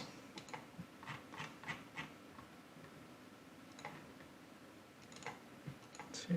Come on, one more. Thank you. Wait, does arrows work on like 35 feet? Yep. Oh, yeah. Ah, Up to 120. nice. So let's see here. First attack is going to be a 16. That misses, I'm afraid. That's all right. Second one misses too. That's even worse. No. I'm gonna. So, Ayla, with your hatred for this guy, describe to me the disappointment of missing the first shot. And I'll say, if you give me, go on, carry on. I'll say, like, he gets so frustrated that he takes another arrow out of his quiver and just like snaps it in his hands. Okay. Roll me a D100. D100. Yeah. That's 60. 60. Okay. With the hatred for this guy, I gave you a 40% chance of being able to do it, and you rolled the only number, the lowest number possible, and still succeed. So I want you to roll me a third attack. This time you have advantage on your shot. And Yay. yeah. Okay, so then that's going to be. Now, am I doing this without the sharpshooter? with the sharpshooter. Okay, so I assume. then that would be a dirty 20. Okay, that hits. Damn. And you see the arrow kind of fly through the air after the first two clattering us to the side. This one going directly for it as it kind of spreads its wings out. And you see it arch its neck back to breathe the shadow breath once more. Oh, hell yeah. So the arrow itself is 12 points. I did max damage on that arrow roll. And with an additional 11 points for the sworn enemy. 23, and then Hunter's Mark. Max on that one too. So 29 points of damage. Okay, so 58 points of damage. How do you want to do this? I want the arrow to just go right through the maw, and I want it to just like kind of like a piercing, like sever. Like it's just gonna sever whatever it like cuts right through. Okay. Like, you fire the arrow. It looks like it's going straight for the face, and it kind of tries to fly out the way, and it hits it in the chest. But then you see the top of the head, just like the top half of the maw and the lower half of the skull, seems to slide off. And you see the shadow form fall apart. And the tiny skeletal creature, the top half of its skull just kind of cracked and falls to one side, the gem still in its hands as the whole body scatters, the shadow energy receding into the walls of this strange, still flesh-like maze of disgustorous energy. And in the background, you're just hearing this constant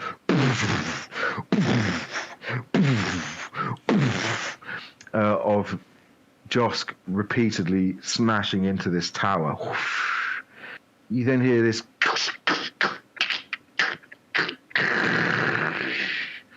and I need all of you to roll me dex saves before you get crushed by the falling tower.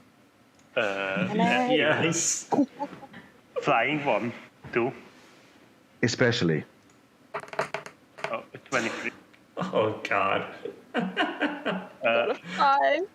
I got a natural 1. I want to tell that Elor and Eivind get +5 for dex. Yeah, I still got 10. I mean, so. doesn't really do much for me. It doesn't really do much for us. 15.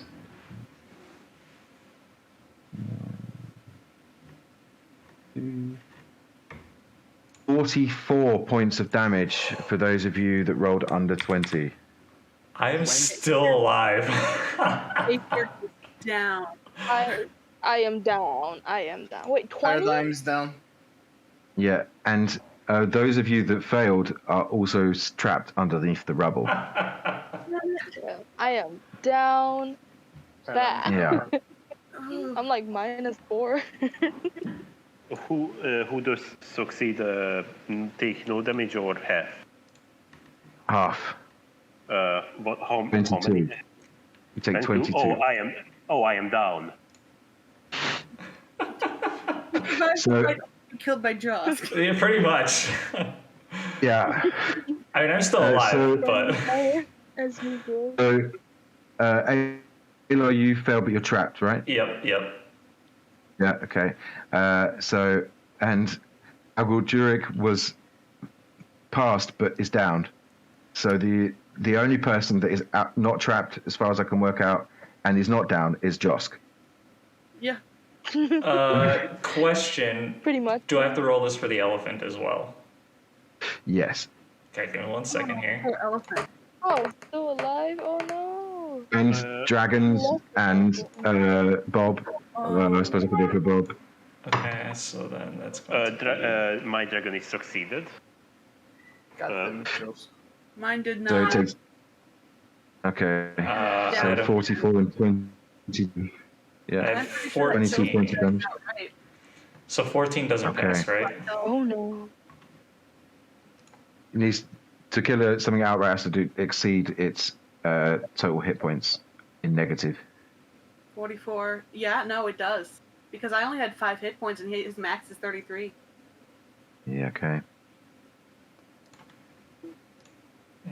Not that you're aware of it quite yet, but yes, you probably just see a pool of dark blood appearing nearby as you're trapped underneath the rubble.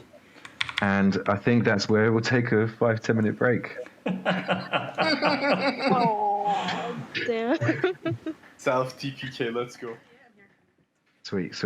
So, Aether, it'd be your turn, so a death save, please. Oh, hold on. I'm not good at rolling these.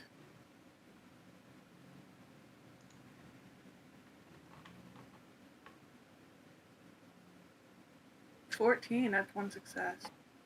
Okay. Agaldric, a death save, please. 20. A what? A death save, D20. Yes. 14. And my dragon's still up. Okay, what does your dragon want to do? Use how is it called? I cannot speak. Stabilize. Medicine? Yeah. You are not buried, but how would it make a medicine check when it's a fresh? I'm not saying you can't do it. Just describe to me how it does it, and I will let you know what I think. Give me the framework. Basically, it flies towards all good body and see that there is mostly bleeding, the veer blood, or have something scarred, trying to move the claws and with the tails that trying to stop it. With the claw. Applying pressure. Okay, so in that case, roll me an intelligence check for the dragon. Okay, okay. 10. 10. Okay. Let me think. All right. Now roll me.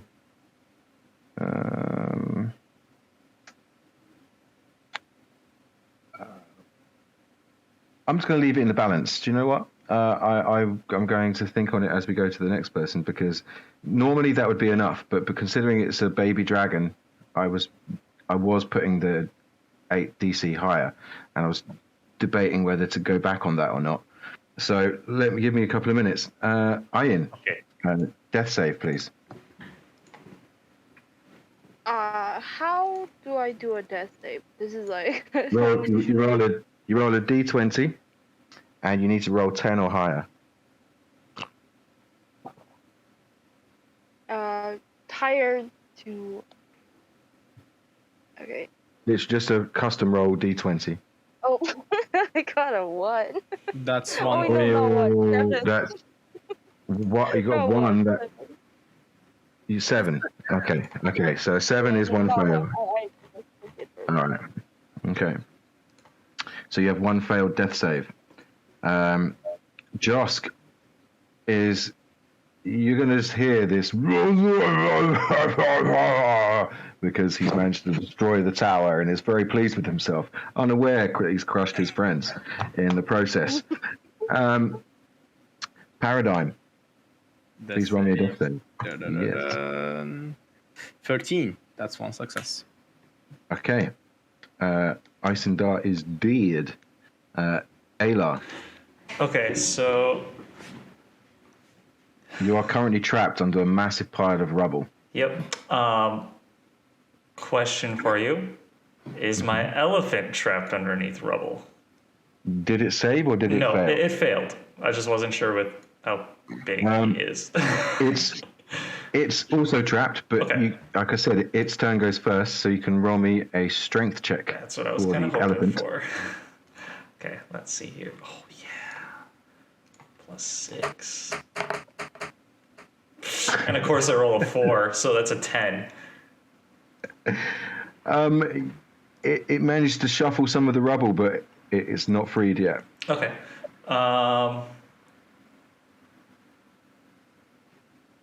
Okay. You may attempt to roll an athletics check to see if you can break free. Yeah, this is gonna suck terribly. That's a 9. Oh. Yeah, whatever you do, you can't seem to get yourself out. That -4, man. Oh my Yeah. god, yeah. Yeah. Okay. Yeah, I don't know if I have the ability to do anything else at the moment. Okay. I'm gonna have to look.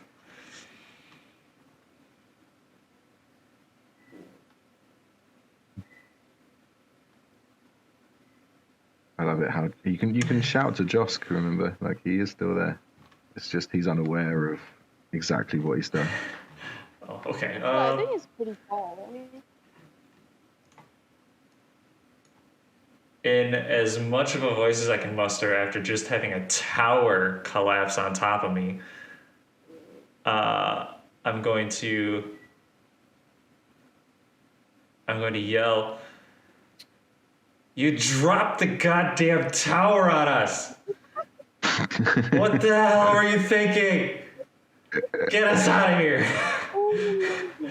Okay, so I want you to roll me any charisma check that you're proficient in to see if you can shout loud enough through the rubble. Charisma check I'm proficient in? I'm not. Okay, then a straight charisma check. All right. Hey, that's 12. He does hear a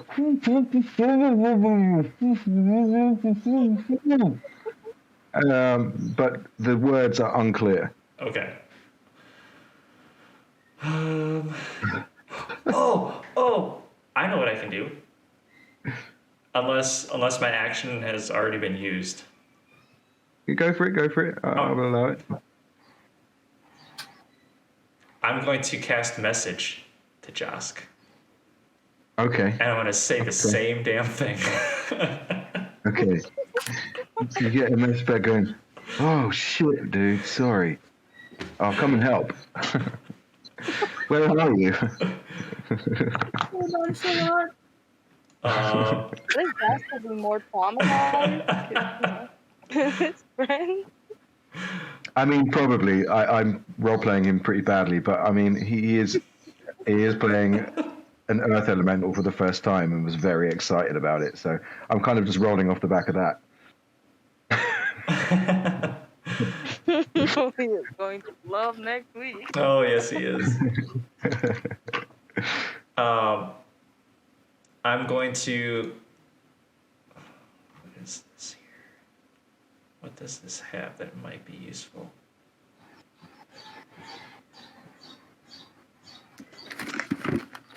Well, I think that's probably your go. Yeah, that's fine. Aether. All right, let's take a look and see if he makes another good roll. Barely 11, one more success. Good. Now, Goldrick. Okay. You can roll your next death save with advantage. Oh, okay then. That's going to be... Oh, it's so close, but it's a 19. Okay, so success. Ian. Oh yeah, I have a dragon. question. A question. The dragon did hear that Alar screaming. Yeah. Okay, borrowing speed, trying to dig up the elf. All right. Cool. How far away can you burrow, and can you reach 50. Alar in this turn? 50 feet, but if I use dash action, I can 30 feet of borrowing speed. The dragon have. Okay. So you burrowed the way to Alar. Very cool. Grapple it, pull it out. Well, I mean, he just used his action, didn't he, to dash? Okay. Yeah, Okay, but yes. that's it. That's okay. That's okay. You can certainly grab hold of him, and like Alar, you see the little blue dragon burrow its way into your space, and you can see a tunnel behind it that is created for you to get out. Oh, that's a good boy. It's a girl. It's a good girl. Well, it's not the first time that's happened. Cool. Aether. Nope. Sorry. Ian. I'm an idiot. Oh, damn it! 2. Are you kidding? Okay, two That fails. is a fail. Uh-oh. 2 gain character. Josk will burrow. He'll probably dash towards you guys, and he can use tremor sense, so he would know where Alar and the dragon are, because they're the only ones that are moving. So he'll move towards them.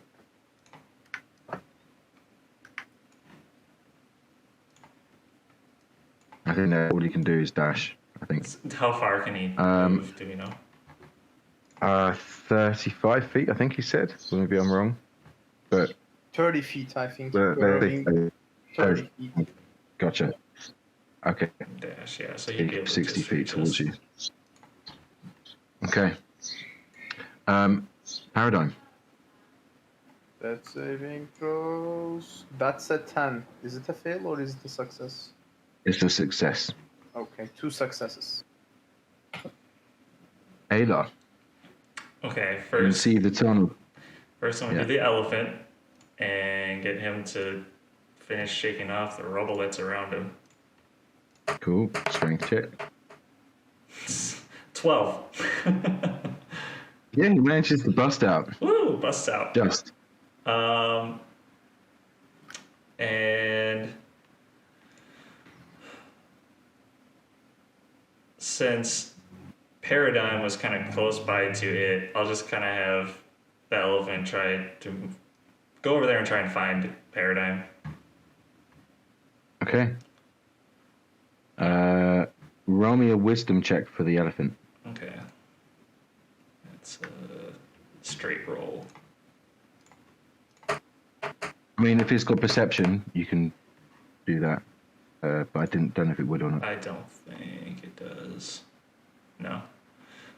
So it's just a 9. Okay. It starts moving debris in the rough area, but it hasn't found him this turn. That's cool. I have one question. Because I was standing, well, I guess I was flying up nearby Ian. But I have to I'd have to dig through some rubble or to try and find her. You would. Okay.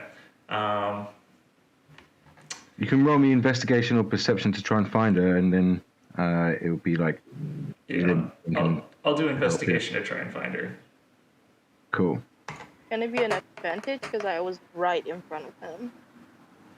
No, That's a good try. Nah. That's a 9. Oh, come on. That's a 9. Okay. Correct. Again, you're much like the elephant. You've got the rough area, but the debris that you move, you can't actually see him yet. Okay. Then I will just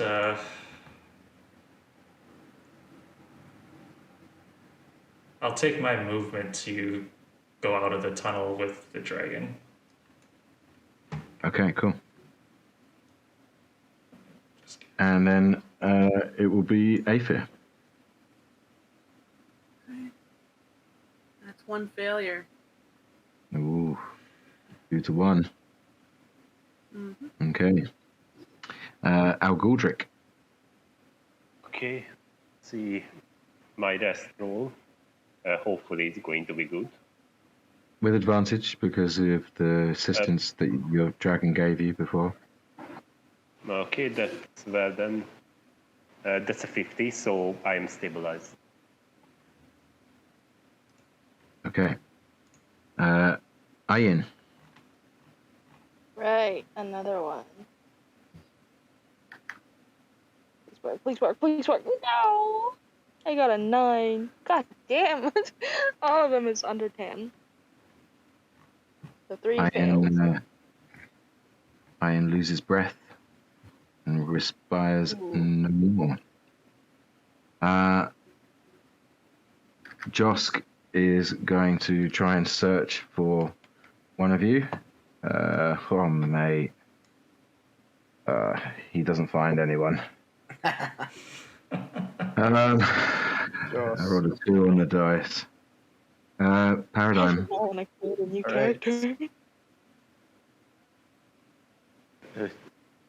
Take brief breath. That's I a am 9. I am ugly. That's a 9, so 1 fail, 2 success. Okay. Ayla. So I'm out of the tunnel, which is right by Elguldrick. I see him laying on the ground. I'm going to do a first level cure wounds on him. Okay. It's 7 points of healing. Thank you. After I get unconscious, I have just one question. I still not feel completed. Nope. Oh. We've all had our shadows ripped out at one point or Yep. another. Get used to it. I want the only other thing, I want the elephant to continue trying to search in the area for... Cool, so wisdom check for the elephant. That's just a straight roll. Come on, roll some good ones. Nope, that's a 6. No luck. Feels so bad. Okay, cool. Aphid, you'll go. 2. Oh, 2 for 2. The tension. Oh, man. Oh, okay. Elguldrick. Yeah. It's your turn. Okay. Can I try to remember where was Alien? You can. Ian. Yeah, you can. You can roll me perception or investigation. 11. Okay. You search through the rubble, and you don't find anything at all flesh-like. You see some blood, but man, where are these rolls? Ian, no need to roll. No, I am last week. Last few weeks ago. Yeah. God damn it, you girl! You are not going to get rid of me all that easy. Paradigm. Okay. Oh, sorry, Joska's got to do his thing as he's going to search. What are these rolls? 15. I'm going to let him find someone. So Josk goes in and pulls out. So 2 will be Aphid, 3 and a 4 will be Ian, 5 and a 6 will be Paradigm. It's a 2. They find Aphid and pull him out. But that is he's in can't cast spells, so anything for that right now. Paradigm. Do I? I'm gonna roll for the death save, I guess. I rolled one early, but like, do I use the early roll or should I roll again? What do you mean? Did you rolled for it already? Yeah. What like, was it? When you said like paradigm, I rolled it. Oh, that's fine. That's fine. Yeah, use that one, mate. That's a 9, so 2 fails. Oh man. This is tight. Well, All right, Ayla. well, All right, elephant first. We're gonna get him out of this way. Try and find Paradigm. Nope, that's a 9. Wow. You've got so many 9s. I know. And you said that Josk pulled Aether out, right? Yes. I'm going to save the person that I know that I can, so I'm going to cast another first level Cure Wounds on Aether. So that's going to be 4 points of healing. Thank you.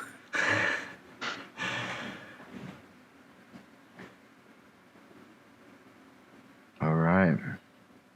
Aether, it's your turn. Suddenly conscious with this building all around you. What are the chances that the healing potions I had on myself aren't completely shattered from the rubble? I'm not going to be that harsh. It's fine. They're magically protected somehow. They just bounced. We just stop asking and do whatever we want at this point. Downs it. He's like not even paying attention to what's going on around him. He just reaches in and grabs the potion, downing it. So. Fair enough. Fair enough. In a daze and doing the one thing that he can think of to do. Alright. Cool. Now Goldrick. Okay, with my half of my dragon still trying to get Aydin. Okay. Hello? Perception, investigation. And with my dragon helps, so... Yep. Okay, state roll, okay. 23. No. If your dragon... Okay, well, you got enough anyway. You find that your dragon kind of sniffs it out.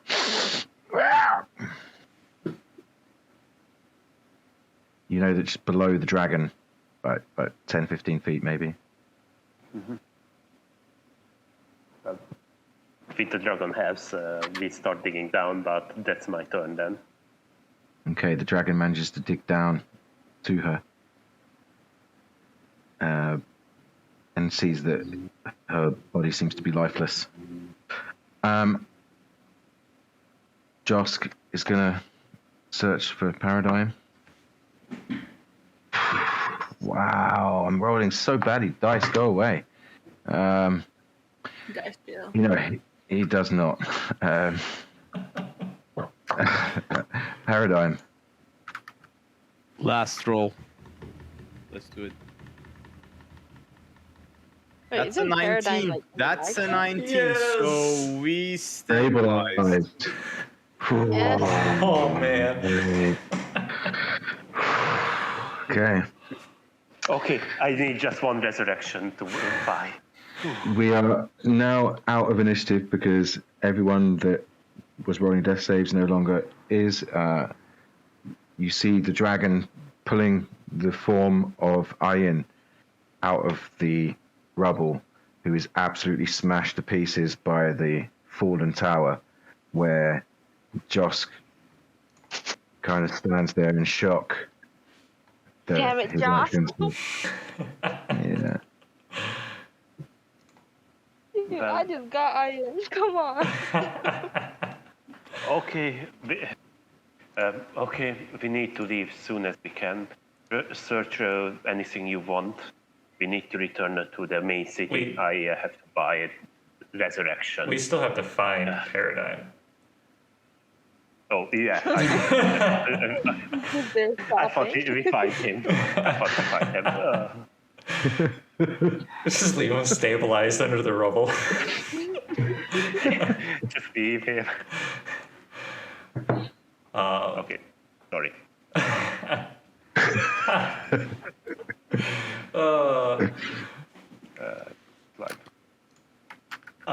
I want to use I mean, he's a fair distance away from where I am, but maybe like a survival check or something to try and find him. Go for it. Where he was. Nope, that's a natural one. Oh man. Didn't know where he was at. He must have moved from the last time I saw him. I would say the elephant was helping. You can roll again.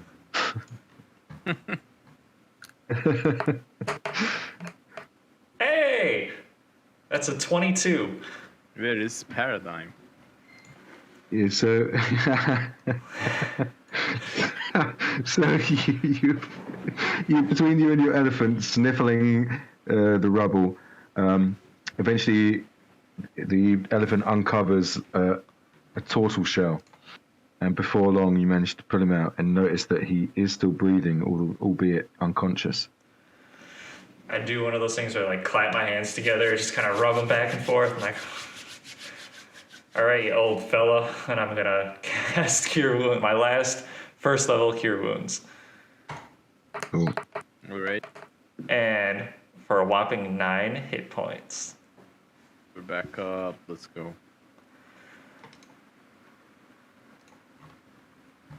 Okay, so are there anybody down? No, I think we're all healed. At least not at 0 anymore. Okay. Everybody that can be. Aether's gonna take his coat off, walk over to Aiden, and then like drape it over her. I pick up the course and tell them we need to return to the main city. Gun. You are currently in a maze. Yeah, well. just putting that out there. I have one more question. This guy give me steal something from me, and I am not able to guess anything. That is how long this takes. Get out of me.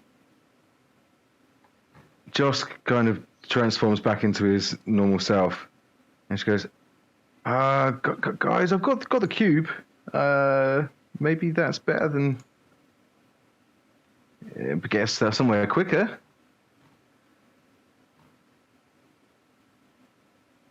Yeah, but True. I can use my guild to resurrect this girl. I mean, I think I can reincarnate her. Not everybody want to reincarnate into a different wait, race. does that mean like I'm gonna have to change race? I was so happy that I made Ian. Oh my god. Oh dang.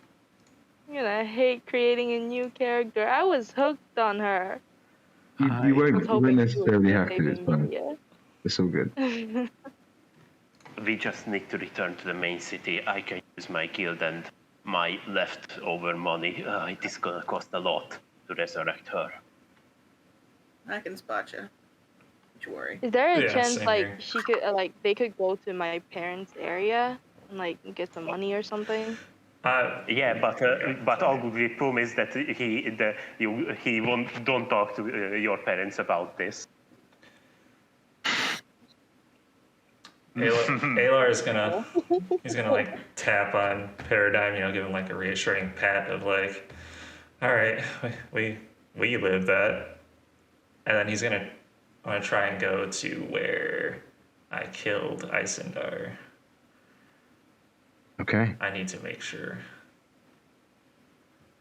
You see the broken corpse of that small, strange creature with the glowing stone still clutched in its tiny hands.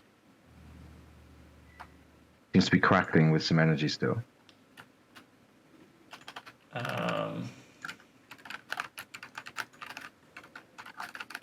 Couple things I want to try and do to it. Let me check my inventory and see if I have any left.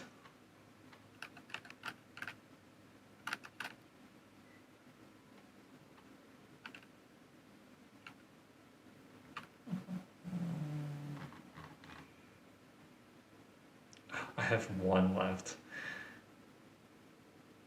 I'm going to take my last flask of holy water that was made for me by Xanathar. Pop that sucker open. I'm going to pour it onto it. Okay. You pour it onto it, pours over it, and it hisses slightly. Mm-hmm.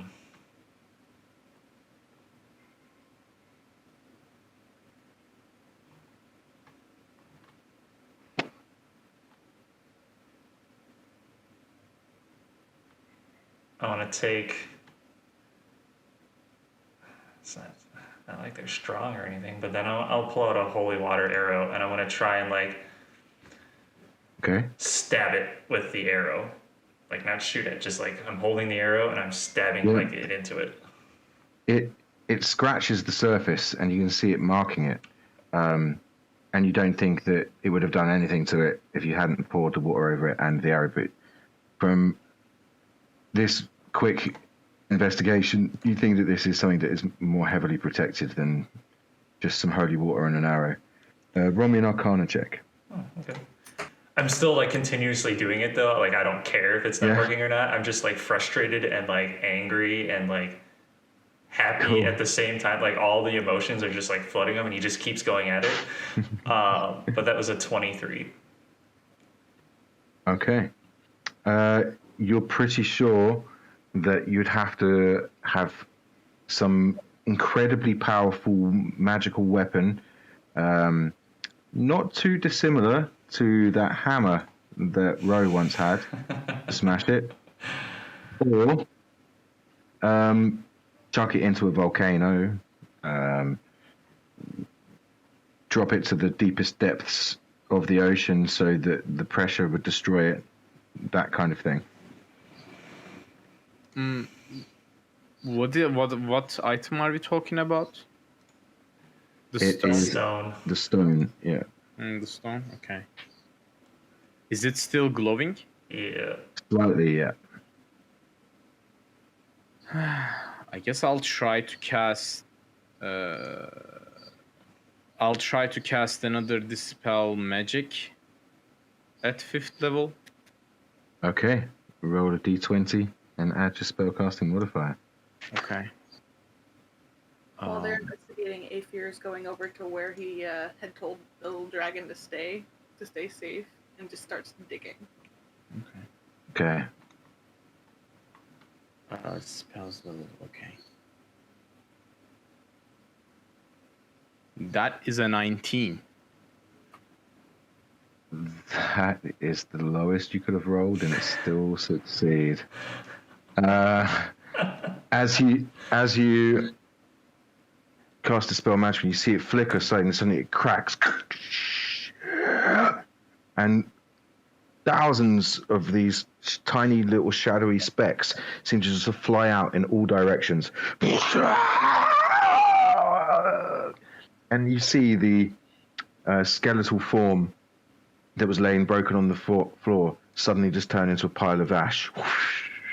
And at this point, you probably hear the blood-curdling scream of Aether as they find the form of the broken black dragon. Yeah, my man is full-on ugly sobbing at this point. It's okay, so am I. So many deaths. And not by the enemy. It was like friendly fire all over. Josk. Josk. Oh my god.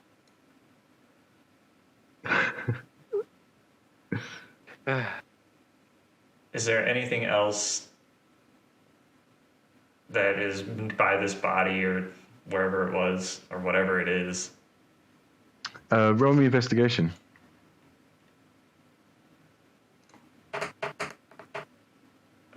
14. You find a book. 2 books, in fact. 2 books. What do they look like? Are they just like a plain... One of them seems to be made from this really kind of thick, fine vellum, most likely human or halfling skin. And there is a strange skull-like symbol that is emblazoned upon the front. And the second book is a similarly leather bound, most likely slightly less. It's almost got like a green tinge to it, so maybe orc goblin skin. And on this, there is lots of deep carvings in an odd language. Maybe you're a favorite, but so it'd be, what languages do you speak? Common, deep speech, Draconic, Elvish, Primordial, Sylvan, and Undercommon. Okay. It's none of those, I'm afraid, but it doesn't look pleasant. Alright. Like it almost hurts the eyes to look at it. It's almost like the words or the letters move and shift whenever you look at a certain next part of it. It's almost like the others fade or stand out further. It's quite hypnotizing.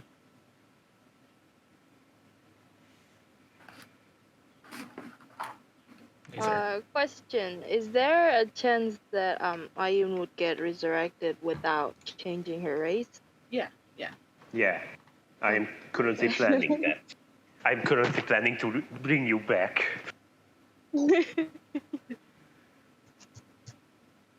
I want to look at Paradigm. I'm assuming Paradigm is still standing near me. Barely. I'm like barely standing. Sorry, I was muted. I'm like barely standing. All right. And like, yeah.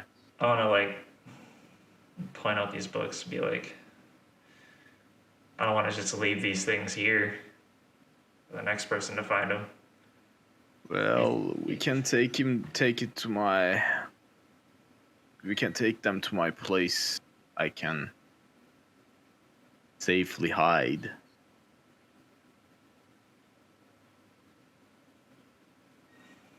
And I don't want to touch them, but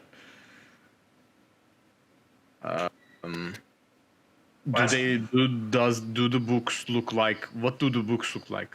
Like, are they looking dangerous? Well, this one book here, let's just say both these books look like they are made out of skin from other races. And the last time I ran across a book that was made out of skin, it's what caused us to basically end up here. I see. By killing us. So, I see. You're kinda cautious about it. Okay. Can I cast detect magic? I'll cast detect magic to identify, to check if there are any sort of magic in these books. There is, on both of them, a huge amount of necromancy is radiating from both of these books, and also abjuration. Abjuration? Ooh. Yeah. Okay. I tell Elar that, these books are magical, but they should be kept from those who want to use for their own purposes. It's about necromancy. I think the conclave has I think I need to bring these to conclave. They will surely be interested about what is really going on in the underground of Ravnica. And I guess I'll take the books. I'll try to take the books with Mage Hand. Okay, never mind. I was gonna say, before you go and touch them, I was gonna try something, but if you're using Mage Hand, okay. Yeah, Mage Hand. I'll try to pick up the books with the Mage Hand. And where are you trying to place them? Here. I'll reach into my beard and I'll pull out this cloak and I'll lay it like flat on the ground. And then I will possibly pick them up and put it in the beard. Okay. The mage hand picks up both books and places it on the cloth. And could you use that like mage hand to like bundle them up nice and tight? Yeah, sure. I do. Nice. I do what he says, and You wrap them up Did like a you roll birthday for Bob? present. You roll for what, sorry? Did we roll for Bob? yeah, Oh. we didn't roll for Bob. Oh, He's asking about Bob. yeah, Bobby dead.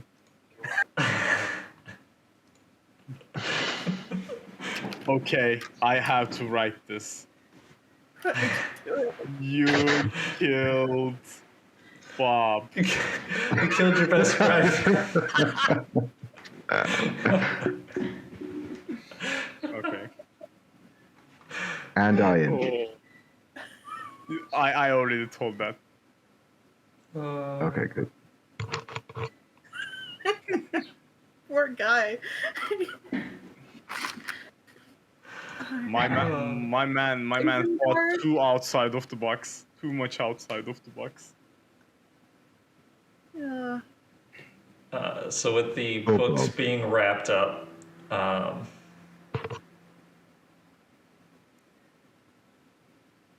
do you think it'd be safe to put them in the beard paradigm? That beard looks like it can hold a lot of. It can hold a lot of space. I think for now it will be fine. It will be safe there. Okay. But yeah, we need to. And I turned to Alguldric, and I know that Alguldric is from the Azori's Senate, right? Yes. Okay. I talked to Alguldric. I guess we need to speak about Golgari Swarm's action. I guess Conclave and the Azori's Senate need to speak about Golgari Swarm's illegal actions here. Yeah, I was planning that after we get back, tell the guild that about neutralize this little problem we had, and questioning about the Golgari in the illegal action and aggressive behavior that we just witnessed. If they cannot, if they will not work with us, there will be war in Ravnica again. Yes, this deed must not go unpunished. We should let our higher ups to know about this. Bring me all the anything that you can from this. We need I cannot speak out of Evidence. evidence. Okay, I'll back you up. No worry. I'll back you up. I'll provide backup. So, but first, we need to get out of here. And I'll put this sack of books in my beard. And Okay. I got an elephant if anybody needs a ride. My blue dragon just hops in the top of the elephant and just lay down. I'm gonna pop a potion of greater healing, give me some health. Before we left off, is anyone there who's like gravely injured? I know I'm pretty much aware that everyone is injured right now, but like gravely injured. Not in death's I have- door.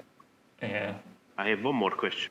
This thing did something to me that I cannot do any spell. Do you know how to end it or how long it lasts? Sorry. As the stone was dispelled by Paradigm and it shattered, you felt your shadow back into your body. You are back to normal. I was meaning to explain that, but I didn't want to interrupt what you guys were saying. And I forgot to repeat it. Okay, then I cast Cure Wounds on me, so 15 heal. After that, Peromine, I cast Cure Wounds on you at 10 healing points, and after that, Aether, you regain 6. You don't happen to have any sort of revivability yourself? You don't have like Revivify or anything? I have one, but that's not for humans. Fair. No. She was meaning it for the dragon, right, as well? Yeah, it's a Dire of the Dragons. I was talking one for Ian, but if he has one for the dragon, I wouldn't argue it. The problem is Ian's human, so I don't think it's gonna work on her. Anyhow, yeah, the dragon uses it on the dragon. Or by the wording, I can return the dragon into life. No need and return the dead body parts. I just need a gem of 100 cost. Well, guess who you're talking to? The elf that has a box of jewels in his coat. Exactly the right soul. Yeah, in Aether's coat, he has just a box of jewels that in total add up to 5,000 gold. Right. Somebody's a material girl. Yeah, apparently. So Aether hands you a gem worth 100 gold. Yeah, I don't have spare slots.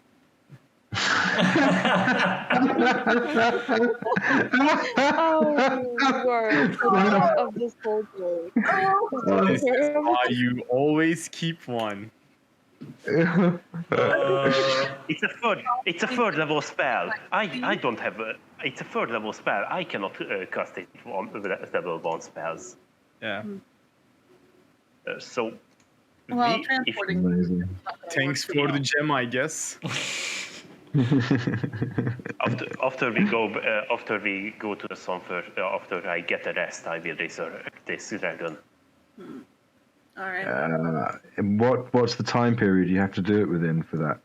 That's good. Oh, the one funny part of it is it doesn't have. Oh. I'll say it's 24 hours then, because that's fine. Yeah, you return a dead dragon has been bonded. So we'll see about it. But now we need to go back to the surface as soon as we can. We need to leave. I'm gonna say that Aether kind of carries the little dragon back over and like, drapes it over the back of the elephant, and while he's walking, he's speaking Elvish over it.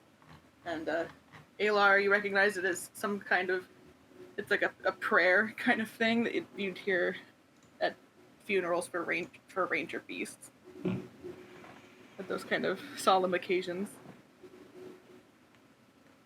I'll give you also one of those like silent, pats on the back, understanding your loss.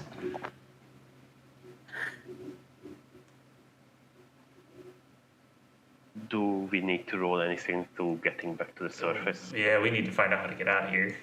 Yeah, it looks like this is a maze. We have the gate. We could use the gate to get out and back. That is actually true. It seems that Josk has burrowed a thing towards the center. We can, I guess, use the tunnel. I meant the cubic gate, but... Oh, that is true, but do you, can you control it, Last time, you're not from here, can you control where you can go? Just pulls it out and hands it to you. Because you're the wizard, Harry.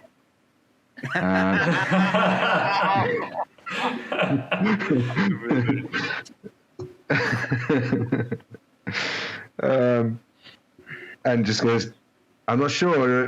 I mean, roughly, I think something went wrong last time. I'm not really too sure what happened. But and you see a box with 6 sides, and the material plane is currently clicked down. Where did we list all of this? Was it in journal? No. It would be in. I think I know about the cubic gate because I Yeah. use identify. Yeah, but it's on treasure. Yeah. The picture. Wait,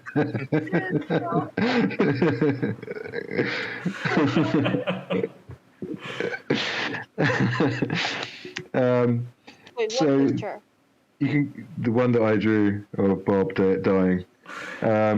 Ethereal. You can go to the ethereal plane, the plane of Arcadia, Shadowfell, Astral Sea, the elemental plane of water, and the material plane. I tell all of the options that we have, and well, where do you want to planeswalk?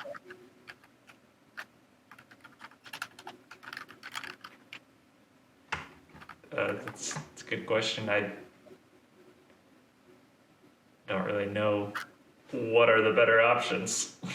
Okay, so do I know what are the better options? Like, do I know about like each plane? You can roll me history or religion. History, definitely. That is a 26. You know of every single one. The only ones that you have like slightly less knowledge on is the elemental plane of water and the ethereal, because it's less in your studies that you've taken. But you still know enough about them to give a rough idea. You'd know that Arcadia is probably the safest place out of all of them to go to. Okay. I guess we can, if we cannot find a way out of this, which we probably can't because the ceiling has fallen down thanks to our friend there. We can go to Arcadia. That might be possibly the safest option. Actually, I have a question. When the tower fell, did anything happen with all the walls that the tower fell on top of? Yes, they're just squashed and squidged. So we can like look all the way to the center, Yes, unimpeded. correct. Well, except for the rubble. Well, but right, yes. right. If I like turn the opposite direction, is it just like a wall or? You can see there's about a 15, 20-foot wall in general, and there's like the cabin above, and you can see that at certain points it seems to slope off on the outer side. Is there anything you're looking for in particular? I was just looking to see, like, did it like cut through the entire, be like, or? No, it didn't reach all the way to the outside. No. Okay.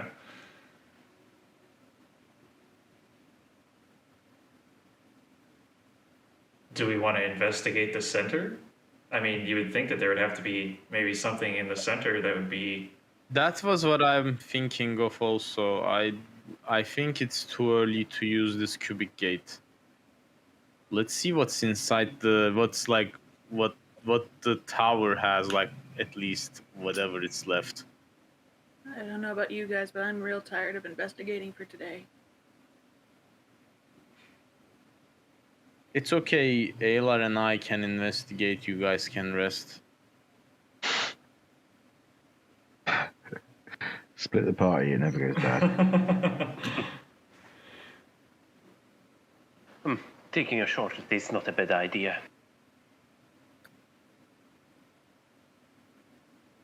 Okay, so you guys head to the center, and you see there is a bunch of rubble and broken pieces of stone, and there is a spiral staircase that seems to go below the maze itself.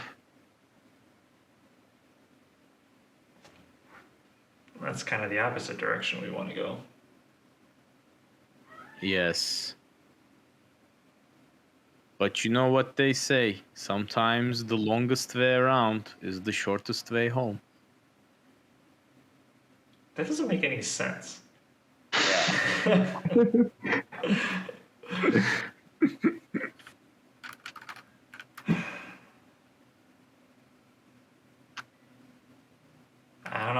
be best to just use the cube.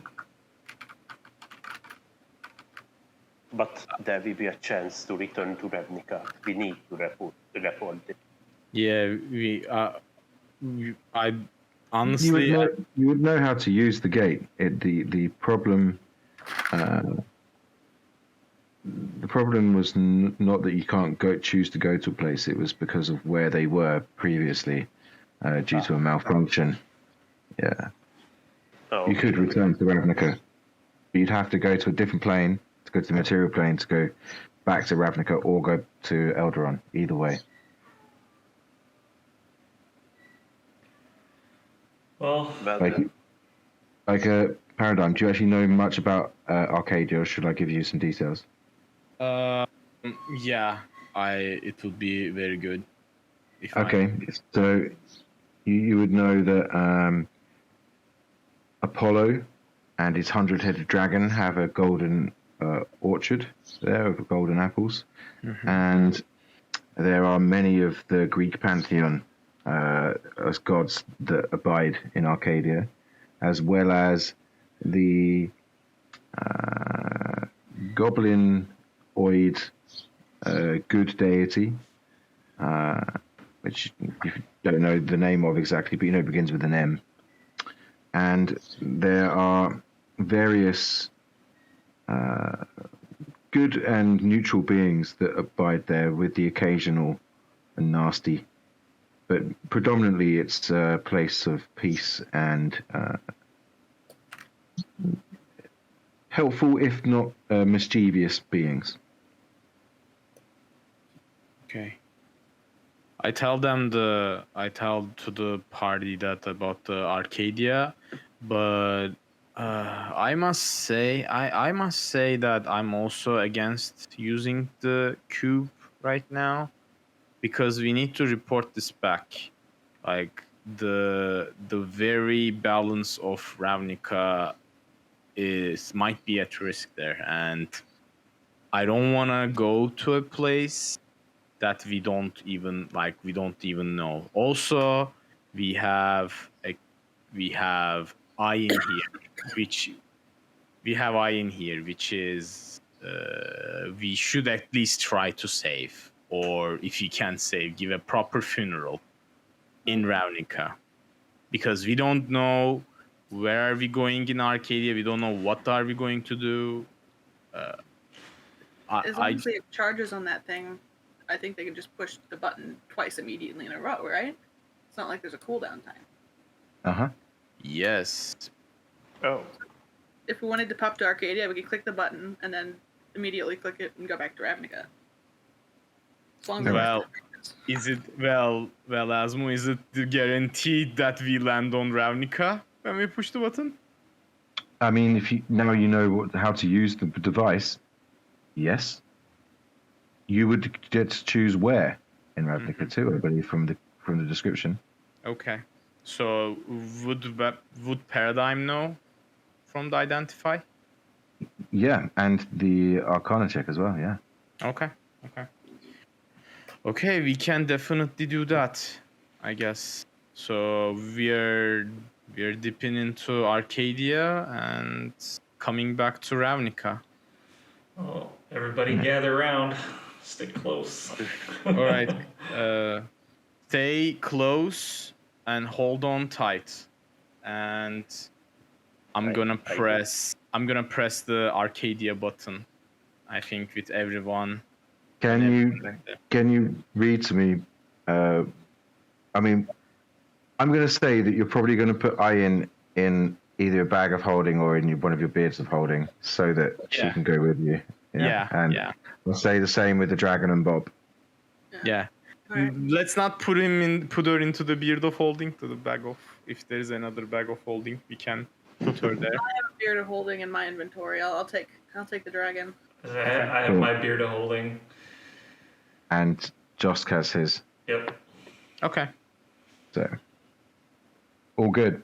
You then, it feels like your stomach's been left behind, and you're jetting through this grey void space, and you're suddenly standing in this beautiful, beautiful cornfield It seems to go on forever.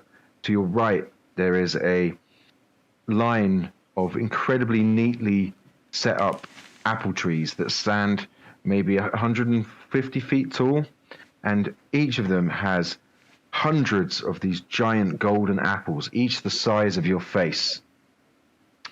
And you see beyond a resting dragon that is gargantuan in size and has 100 heads sitting at the center of this apple grove. It kind of lazily lifts one or two of its heads and sniffs in your direction before kind of relaxing once more. I immediately press the material plane while thinking of my home. Okay. The same stomach-lurching sensation fires over you as you're falling through this grey void space, and poof, you are sitting at Paradigm's kitchen table. Okay. Well, No. we're back. Elephant too. And I give the cube to Alar. Oh, okay.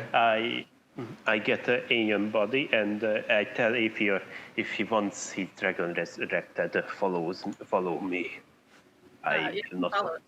He immediately follows. Okay. Had dragon res. Okay. Before I continue the narrating for my what I'm going to do, the others can do it. No, continue. Okay. I heading towards my main point of my guild, and order a. Carry on. I ordering a D6 noble person resurrection spell. Basically, just ordering rising somebody back to the life. Yes. So And, it would be in Precinct 1, I believe. It's not the Orzova. The Chamber of the Guild Pact.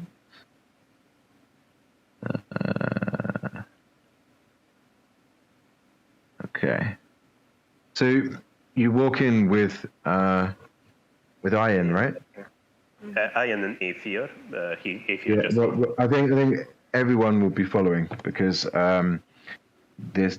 For those of you that have been part of a resurrection with me before, you know that all of you play a vital role within this process. Mm-hmm. This is my first time. Okay.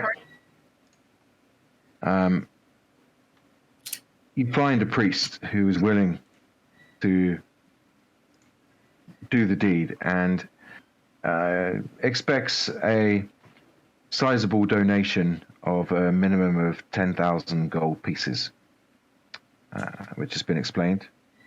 And they lead you into this very beautifully laid out chamber with a stone plinth about 8 foot long, which the body of Ian has been laid upon. There are these 5 smaller pedestals with a sacrificial kind of bowl upon it, and there is ashes that are currently in these bowls, and these bowls all get lit and all glow with a green flame. Green flame! And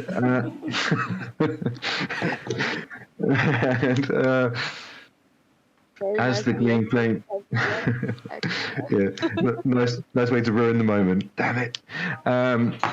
As the green flame is lit, they ask each of you to bring a offering to the soul of Ian.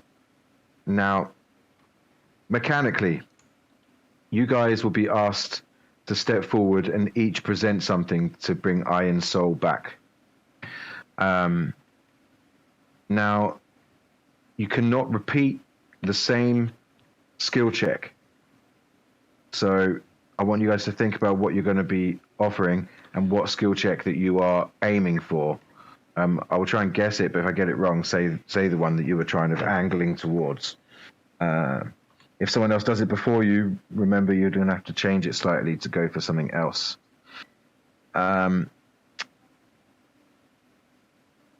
Cool. That is the mechanical stuff out the way. So you see this white and blue robed human with this kind of silver circlet perched upon their brow. A stern looking, fairly young man, early to mid 20s, and but stands there with a confidence that is kind of unequaled even within the room, to be honest, and smiles at you all reassuringly as he kind of starts preparing the body for the ceremony. Ian, what is your alignment? My alignment, chaotic neutral. Okay. You find yourself floating in this strange space. There's no substance to it. You can't see any trees, you can't see any furniture. It's like you're outside, but there's just nothing around, just this grey emptiness. In the distance, you hear this singing.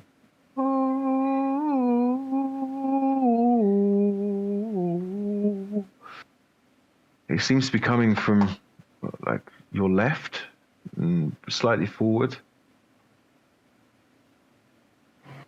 Oh.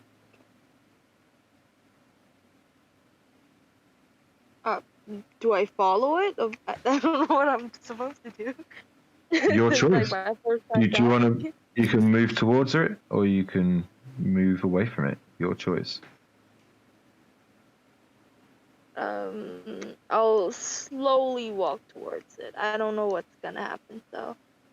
Okay. I'll slowly walk towards it. As you slowly walk towards it, you find yourself walking through this golden field, and there are these low-hanging willow trees with these blue and green sparkles that seem to be whizzing around. You hear like giggling and laughing as all of these grey space suddenly starts to take colour. You see these beautiful shades of green and yellow, colours that you couldn't even have imagined before. And in the distance, you see this huge kind of opal tower that has smaller turrets that are scattered around it, almost like a fort or a castle that is off in the distance, maybe 200-300 miles away, but it's so big and sits upon this hill, you can just see it off in the distance. And the giggling of the sprites and willows around, willow wisps around you, seem to kind of get louder and quieter with quite strange spatial dimension. At this, yeah, something you'd like to do? Oh no, nothing. I don't know what else I'm supposed to do. Just walk towards the tower, I guess. I don't know. Okay, you start walking towards the tower, and as you do, you suddenly notice that your hair is no longer either side of your face. It's like up for some reason, and you feel it, and you've suddenly got a Marge Simpson bright blue afro tower on top of your head, and you hear more giggling.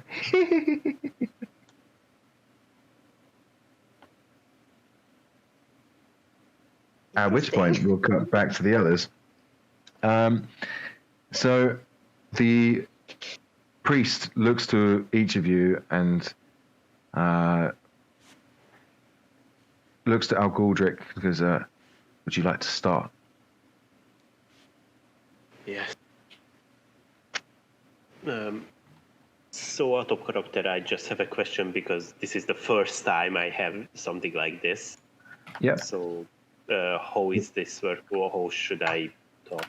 You offer something material, something through words that you think will appeal to the soul of Ian. Ian will then say if it does resonate or it does not, depending on if it does or doesn't, raises or lowers the DC. The more fails there are, the higher the DC for the next person. Okay, I I don't know if you hear me. Should I speak out of character? Should I speak telepathically or try to communicate with common? Or Your choice. Your choice. Okay, because he thinks telepathic is not a good choice for this. You see this very broken, not draconic common speak. I trying to tell, just I cannot voice act it because it hurts my tongue. Hurts. Yeah, so that's fine. Both are Drugrik and for me. Ian, if you hear me, if you come, I offer you, I will be your test subject for one. And you can show your family that you are not a disappointment. You are a treasure for them that they need to be proud of. Oh, Okay. that's really sweet. Ian, as you're walking towards this tower and you hear this laughter, you suddenly feel behind you and hear the voice of Al Galdrick, like talking in your ear. Does what Al Galdrick said resonate with Ian? Yes. Wait, hold Okay. on. Question. This is like the same way we did to like Zonathar. Does that mean like if I agree to everyone, if I agree to resurrect, I'm gonna have a different race? No, you're gonna be the same. No. Oh, Reincarnate is the one that brings you back as a separate race, and that's a druidic Yeah. ability. It's not really a ritual. oh, okay. And I resonate that one very so much. what check were you going for with that, Al Galdrick? Persuasion? Yeah. With disadvantage, I need to roll. Why? I am being an ant. No. Okay. Mistake. Because you're friends. I mean, if it was someone that you didn't know very well, then maybe. But this is one of the only people in the group that you've known for a long period of time. So. 21. Okay. You see the green flame suddenly turn into this very bright blue, luminous column of fire, and the priest nods towards you and kind of gestures to the rest of you. Who's next? I can go next. Please. So, having from her artwork, I think like she's like possibly like they removed all of her. I'm guessing that they removed all of her equipment in the process. I believe, right? Pretty much, yeah. So, judging from Ayin's artwork, I took possibly the broken goggles that she was wearing on her head and put it in between her hands and say, well, young lady, I did not know much about you, but the world is a fascinating and interesting place, as you might say, and I think it would be a shame and a waste for you to miss all the fascinating and interesting stuff happening in the world so soon. So, hope you come back. Cool. What check were you going for with that? I guess. I guess she's a curious person. I guess I should say investigation, but Okay. okay. So does that resonate with Ian as you hear Paradigm's voice come through as you're still stepping towards this tower off into the distance? Do I keep hearing that laughter? Kind of curious to find out who the frick is laughing at my face. Yep. You do still keep on hearing that laughter, but we can get to that in just a second. Just first, does that resonate with Ian, with what Paradigm said? Yep, it does. It's gonna be hard Okay. not to. Cool. Then roll me the investigation check, please. Okay, not straight roll, right? Straight roll. All right. Oh my god, that's a natural one!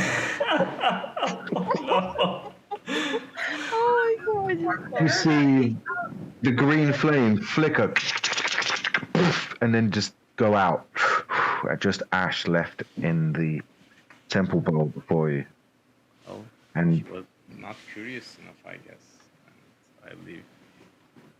and the Somebody should really give On him a some on a inspiration. side note, these D&D Beyond dice animations are making me so mad. Again, it held on 13 for 2 seconds and pop, dropped the natural one. I hate it when that happens. Cool. Then the priest looks and kind of nods solemnly and goes, and who's next? And you see Josk just run forwards and go, I'm so sorry for killing you. I didn't mean to kill you. I just was really... if you come back, I will look after you all the time, and you can help me bring Bob back, and then, I don't know, perhaps... just come back already, okay? And he's going to try and intimidate you. Come back. Can anyone see what his intimidation is for me? Because my phone's being crazy slow. I can. Thank you. It's the intimidation is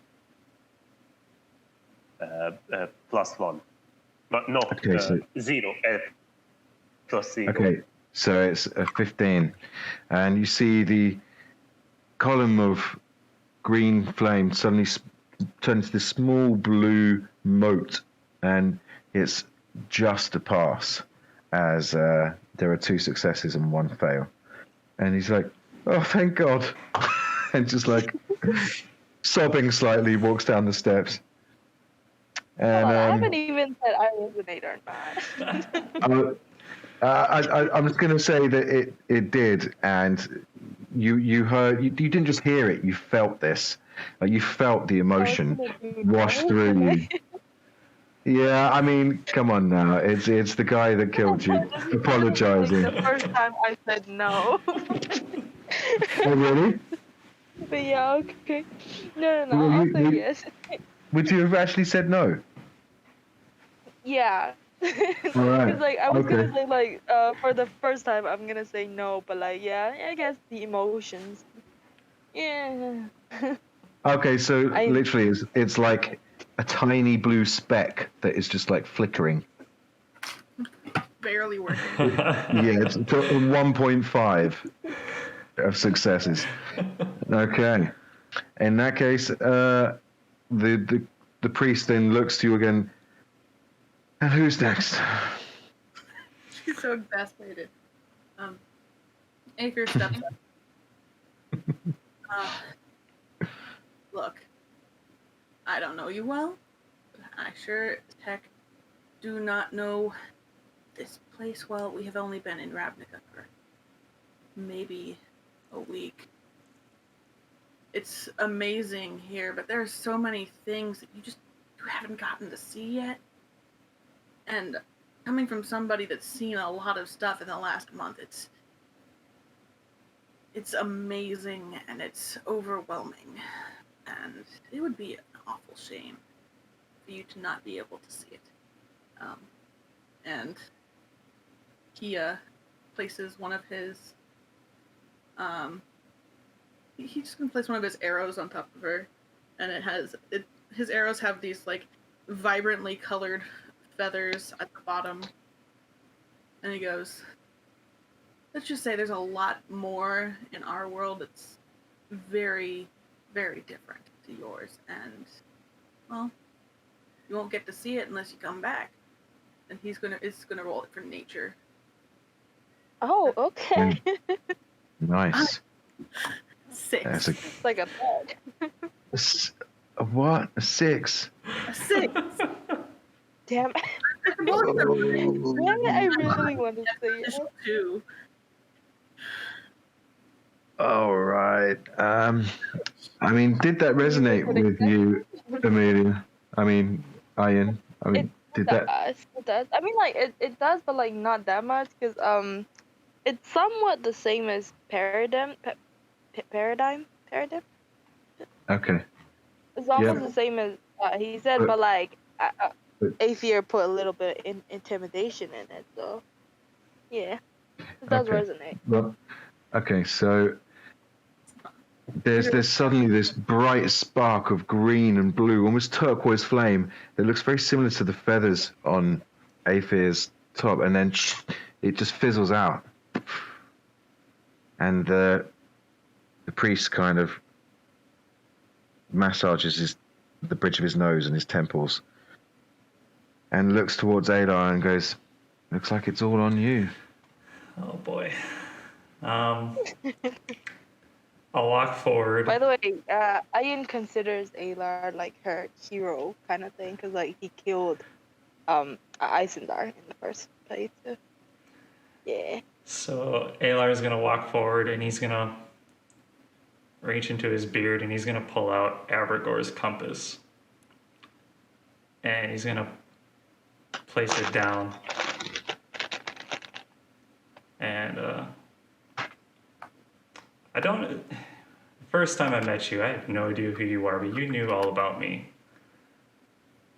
But as we traveled, you seemed both lost and found at the same time. I don't know what it is you are searching for, or where it is you're searching for, but that's what this compass does. It points you in the right direction. And coming from someone who was once lost and feels like he can be found once more, I'm letting you know that you can do that too. And I'm kind of going for like a survival, I guess. Banging. I actually brought water to my eyes there, mate. That was very lovely. No joke. I was like, wow. That's cool. I like that. It definitely gets to mine too. Yeah. So, Amelia, you hear this from Alar and even see the image of the compass, which seems to be pointing back the way you came, rather than towards this citadel. What do you do? Crap. I still want to investigate like the laughing thing. Oh damn. Roll me Arcana check.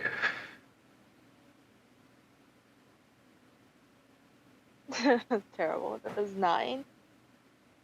You're unsure what it is, but they're definitely invisible, whatever they are.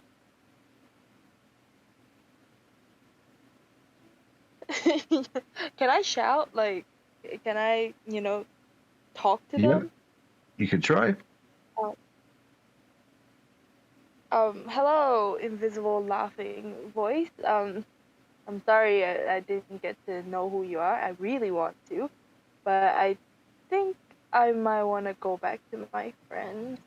So, nice meeting you. Suddenly you see 5 or 6 berry dragons just appear out of nowhere, just like you're familiar, but they're different coloured. And you hear them giggling, and then one goes, "We like playing tricks on you. Don't leave yet." And then suddenly all of your pockets are filled with sand. I'm sorry, but I don't think I have a lot of time left here. You're welcome to join me if you want. And do you then turn around as if to go back? Or do you continue walking? Okay. Oh no, turn around. I'm just gonna give like a week, like not a week, like a big goodbye, and then like try to pet one of them. if they fly far from me, I'll just say goodbye and No, he'll let you turn give around. scritches. He like lifts up his chin and you give it a scratch under his chin and it starts giggling. Oh my god, I want to hug it. Can I hug it? Yeah, it gives you a hug, but when it does so, you start growing a big long moustache that goes down to your waist. It's also blue.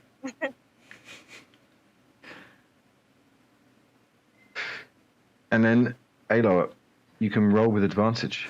Oh, thank goodness. Because I rolled before and it was terrible. So that's 16. Okay. It lights up. So there's a 2.5 out of 5. So, Amelia, damn it, Ian. As you're walking back, you see this strange image almost appear out of this smoke that suddenly starts appearing as everything else around you starts turning grey. And you see an image of Amelia, who seems to be standing on the edge of this river of blood, looking around as demons and devils fight above her, looking up. And then you see her turn into this strange flesh creature, which looks nothing like it, but somehow you still recognize the essence, as they are sent again and again to be destroyed by demons.